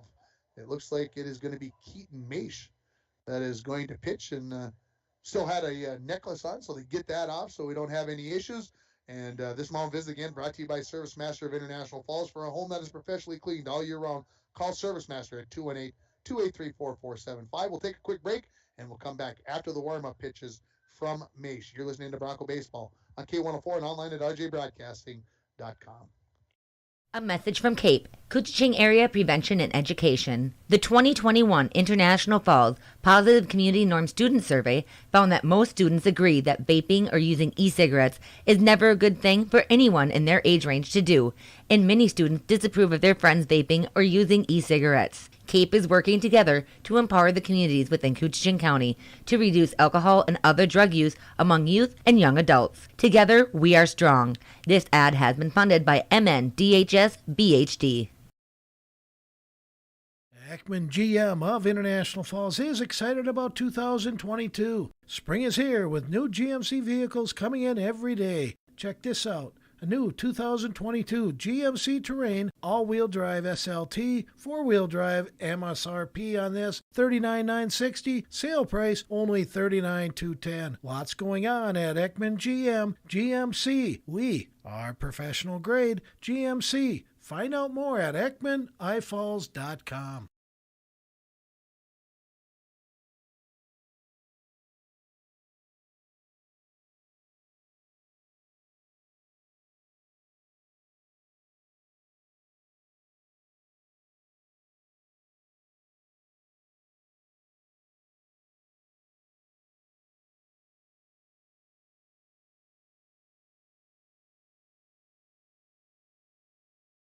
Welcome back to Sheila Field here. Coming in relief is Keaton Maish. I'd love to give you a scouting report on Keaton Maish, but I have none, other than he's a 9th grader. And he's coming in a tough spot here because here comes Jude Sundquist, the Blue Streak's best ball player. He's 2 for 3 on the day. He's got 3 RBIs, and he has got the sacks loaded right now. And this is a big spot here with the Broncos leading at 14-5 on your Rainy River Community College scoreboard. The freshman stepping in to the set and the first pitch. Called strike. Sundquist, I think, was taking that pitch all the way, wanted to see what the 9th grader had, and he throws across a strike. See what kind of cold blood he's got in his veins, does Keaton Maish, stepping in here in this bases loaded situation with 2 outs. The 0-1 popped up. Could be an out here. Where's that? Lovelace coming in from first base. Comes in with the first base mid, and he comes up with a diving catch. What a play by Gavin Lovelace as he goes flat out to catch that ball and ends the inning. And Keaton Maish comes in and gets their number 3 batter in the order, Jude Sundquist, out, and the Blue Streaks leave the bases loaded. We'll come back with the bottom of the 5th inning. The Broncos need 1 run to end this game. They lead it 14-5. You're listening to Bronco Baseball on K104 and rjbroadcasting.com, and you're listening on your live event, watching it on yourliveevent.com. Yo, boy. I just love this song. It makes me want to go fishing. Hey, Don, you sell flooring. It might be a while before you get on a boat to go fishing. Well, Mike, the way I'm feeling right now, I could be gone for a while when the weather is nice, getting some sun, slaying some walleye. What does that mean, Don? People here need your flooring. They need you out there. Hey, then come and get your flooring and tile now before I'm a castaway on that fishing boat. Get a hold of Don over at Studio B Flooring, 218-240-5599. If you want to get away, book your vacation from Falls International Airport. Falls International Airport offers direct non-stop flights to Minneapolis daily, along with a non-stop charter flight to Laughlin, Nevada, March 7th to the 11th. For more information and to book your Laughlin trip, visit internationalfallsairport.com and click on Charters. With modern terminal, free parking, free Wi-Fi, shorter lines, easy baggage claim, and more, you'll be happy you booked your flight out of Falls International Airport. Lake of the Woods Foods of Baudette is proud to be sponsoring Bronco Sports. Lake of the Woods Foods invites everyone to Baudette to check out the new look and added additions to our beautiful store. Caribou Coffee with takeout or drive-up service. Our full-service butcher shop with International Falls' very own Paul Dremel cutting your meats to order. Shell Gas with 91 non-oxy gas for snowmobiles and four-wheelers. It's new, it's exciting. Visit the new and improved Lake of the Woods Foods of Baudette. Check out our Facebook page and weekly ad at lakeofthewoodsfoods.com. At Sheila Field for the bottom of the fifth inning, the score 14-5 in favor of the Broncos. Again, they need just one run here in the bottom of the fifth to end this game by the 10-run rule. Of course, if they could have hung on there, they could have finished it. But hey, let's do it in walk-off style and see what happens. And I can see C.J. Hasbargen has got a bat in his hand. Looks like he's going to come out and pinch hit for Matt Worley to lead off this inning. And Hasbargen will bat right-handed here against Ethan Lawson. I'm going to make sure I get Ethan's name correct here. As Lawson in his second inning of relief work here, as he came in relief of Pascuzzi in that fourth inning. Broncos, 1 run in the first, 4 in the second, 2 in the third, 7 in the fourth inning for their 14 runs. For Chisholm, 3 runs in the first, 1 run in the fourth, 1 run in the fifth. That's how we get to 14-5. And we're ready for the bottom of the fifth inning. It'll be C.J. Hasbargen, Brody Carlson, and the top of the order with Jet Tomzak for the Broncos here. Again, Hasbargen pinch hitting for Matt Worley. I would assume that Worley, if this game continues, will be headed back out to center field, but we'll see how that all plays out. Cross that bridge when we get there. The first pitch from Lawson to Hasbargen is a called strike on the outside corner. Starting to cool off a bit. Not quite as nice, but I think we're going to be okay here, I think. The 0-1. Called strike. 0-2 now the count to C.J. Hasbargen, I believe.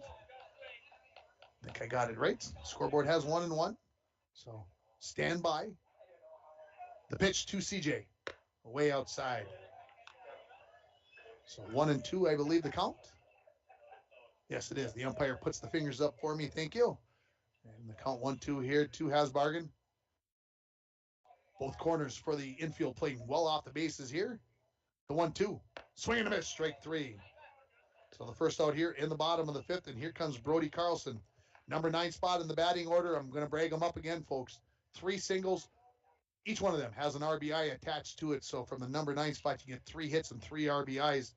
Not difficult enough to get 3 hits out of 3 at-bats, but to drive in a run each time, that's good hitting right there. The first pitch from Lawson. High, maybe a bit outside. Jet Tomzak, who has scored 4 runs in this game, waits in the on-deck circle. He'll get a chance here to get on base for the 5th time in this ball game in 5 innings. That's another difficult thing to do. The 1-0 to Brody Carlson. Up high.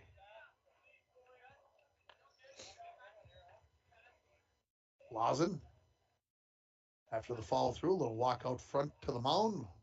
Slow saunter back to the pitching rubber. Stretches those shoulders a little bit. Now here comes the 2-0 to Carlson. A little tight, a little low.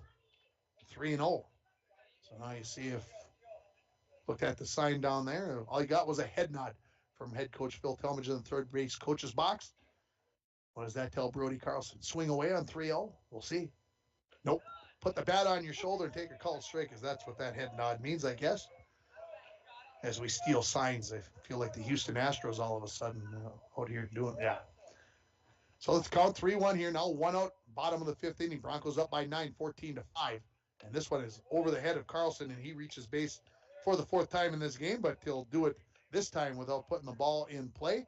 And we're going to get the courtesy runner here. And this time, make sure that I get the number. It is number 16. That is Hayden Swenson again. Speaking of Swensons, let's see if we've got an update on the... Nope, we do not have an update on the Broncos softball game. Again, 22-3. I don't know if that was a final score or not. Yeah, could it be? We'll assume that it is, but we'll have the details tomorrow morning for you on the morning show. The first pitch to Tomzak. Down in the dirt, Swenson wisely staying at first base. So for Jet in this game, he reached on an error, had a double and a walk, and as I mentioned, he scored all 4 times in this game. That'll go into the notable accomplishments, I believe, in the the history of Bronco baseball book. There could be some additions to that list tonight. Here comes the 1-0. Inside 2-0 to the senior, who's playing DH now after starting as the pitcher in this ball game. Coach Talmadge goes through a short set of signs, nods at Jet. I think that nod meant not to take a pitch, but to drive one into the gap here. Inside 3-0 to the leadoff batter, Newt Borger, who's been on base 4 times in this ball game as well, waits for his opportunity. 14-5 if you're just joining us. Broncos leading it here in the bottom of the 5th. 1 run ends this game. The 3-0. And it's low and outside, and so it's a 4-pitch walk, and that puts a runner into scoring position with 1 out as Borger comes to the plate. He had a 2-run double his last at-bat. Those 3 previous at-bats were all walks, as he's been on base 4 times, and so now a longer set of signs by Coach Talmadge. Again, good speed on the bases with Swenson at second base and Tomzak at first. Not that that run maybe by Tomzak means a whole hill of beans here, because if Swenson comes home, it's over. First pitch is high. So Lawson right now struggling to find the strike zone.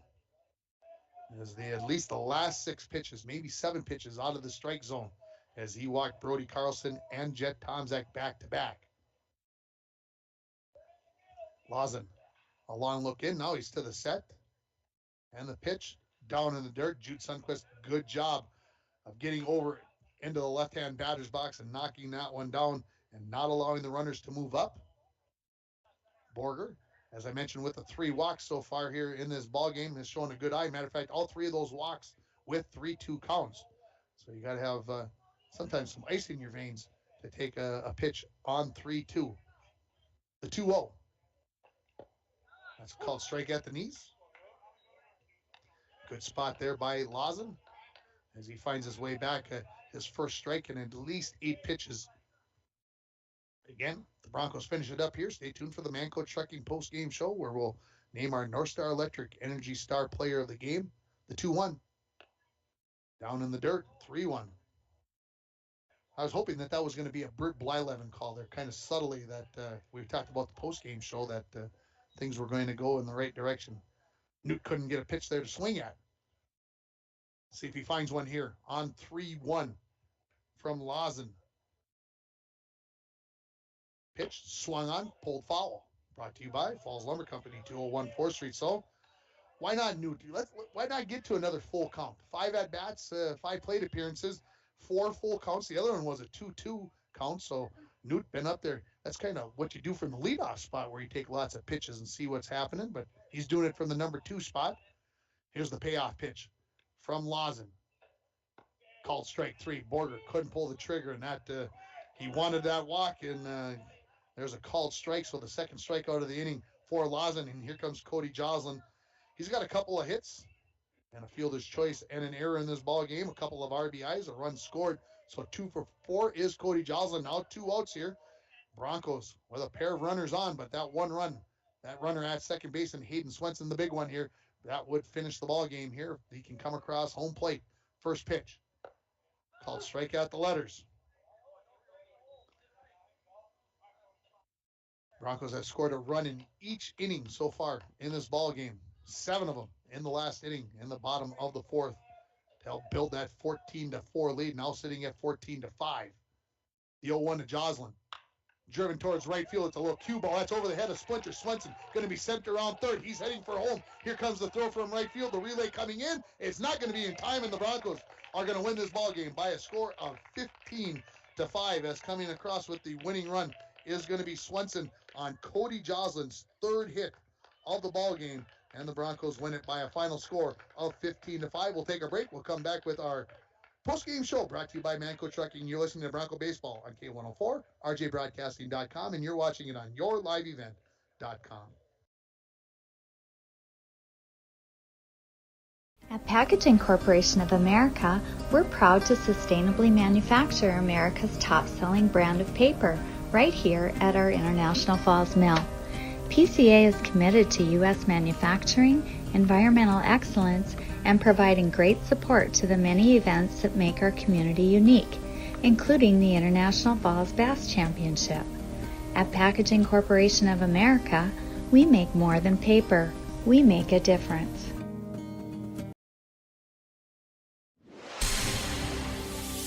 And we're back with breaking news. The new Coke Zero Sugar might be the best Coke ever. That's right, Jam. With an improved taste and 0 calories, make sure...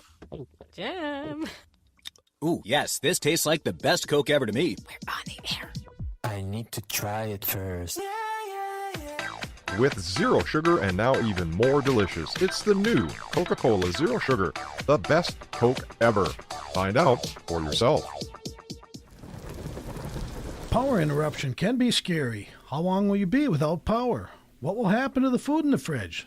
But there's nothing to fear if you have the power you can trust with a standby generator fueled by Lakes Gas.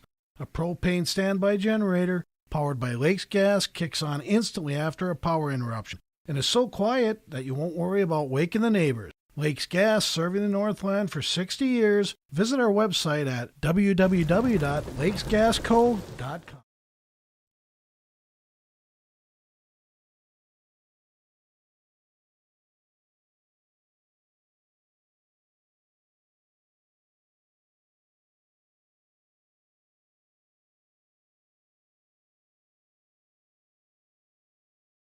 No sound. Let's get it on here. Welcome back, everybody, to the Manco Trucking Postgame Show. Joined by Jet Tomczyk. You got to turn the volume back up. And I couldn't figure out why I couldn't hear you very well. And now I know why, because I turned the wrong knob. That's why things were a little bit crazy. Jet, first win of the season feels good. It does. It was needed. You said it was. Yes, it was needed. It was needed. Started the pitching today. You had 73 pitches by my count. How did you feel that it went for you on the mound? That first inning, not too well. It's first time I've thrown this year. Could have done a little better. The next 2 innings, no runs, but that first one would have been nice to little shutout there those first 3 innings, but didn't happen. Absolutely. Talk about how you felt at the plate today. You were up 5 times. You got on base all 5 times. You only scored 4 runs. Come on. I know. I started the season off like 0 for 7, and I was like, okay, not gonna happen. I just swung the bat, a little more patient, waited for the ball, and paid off. Jet, congratulations on getting your first win of the season. We'll see you on Saturday. Thank you. Jet Tomczyk joining us here in the post-game show, and get down there and talk to your team there as a captain. Get that taken care of, and we get the chance here to look at the scorebook here. When we come back, we'll take one more break, and then when we come back, we'll run it all down for you, and we'll name our North Star Electric Energy Star Player of the Game as well. You're listening to the post-game show brought to you by Manco Trucking for Bronco Baseball on K104 and RJBroadcasting.com, and you're watching it on yourliveevent.com. Rainy Lake Medical Center is proud to offer local athletes a robust sports medicine program that includes comprehensive rehabilitation for athletic injuries, post-surgical rehab, and return to sports guidance. Rainy Lake Medical Center's Advanced Concussion Management Program offers additional protection and peace of mind to athletes and parents. For more information, call Rainy Lake Medical Center Therapy and Wellness Department at 283-5420. Good luck, athletes, on a successful year from Rainy Lake Medical Center. Ekman GM of International Falls is excited about 2022. Spring is here with new GMC vehicles coming in every day. Check this out. A new 2022 GMC Terrain all-wheel drive SLT, 4-wheel drive, MSRP on this $39,960, sale price only $39,210. Lots going on at Ekman GMC. We are professional grade GMC. Find out more at EkmanIFalls.com. The Broncos win it by a final score of 15-5 over the Chisholm Blue Streaks. Their first win of the season. They sit at 1-2. Let's run down some stats for you here for the Broncos. Jet Tomczyk, as I just mentioned to you, he scored 4 times, went 1 for 3. Newt Borger was 1 for 2 with 3 walks. Cody Joslin 3 for 5 with 3 RBI in the ball game. Owen Worley was 0 for 3. Torrin Thompson 1 for 1. Gavin Levis was 2 for 2 with an RBI. Alex Larson 1 for 3. Keaton Maish was 0 for 1. Parker Zavonin 1 for 3 in the ball game, and Matt Worley was 0 for 1 with a couple of sacrifice bunts on his first 2 at-bats. CJ Hasbargen was 0 for 1, and Brody Carlson 3 for 3 with a walk and 3 RBIs, and he is your North Star Electric Energy Star Player of the Game. The power of human connections can be seen on and off the field, and the same is true with North Star Electric. Congratulations to Brody Carlson, this game's Energy Star Player of the Game from North Star Electric. For the Broncos, in this game, they scored 15 runs on 12 hits. They were the beneficiary of 6 errors by the Blue Streaks, and the Broncos left 10 runners on base. For the Blue Streaks, they get 5 runs on 5 hits. The Broncos had just the 1 error, but the Blue Streaks did leave 10 runners on base in this ball game as the Broncos win it by a final score of 15-5. Our next broadcast is the next game for the Broncos as they play at home on Saturday morning. Game time is 11:30. Pregame starts at 11:10 as the Broncos take on the Proctor Rails.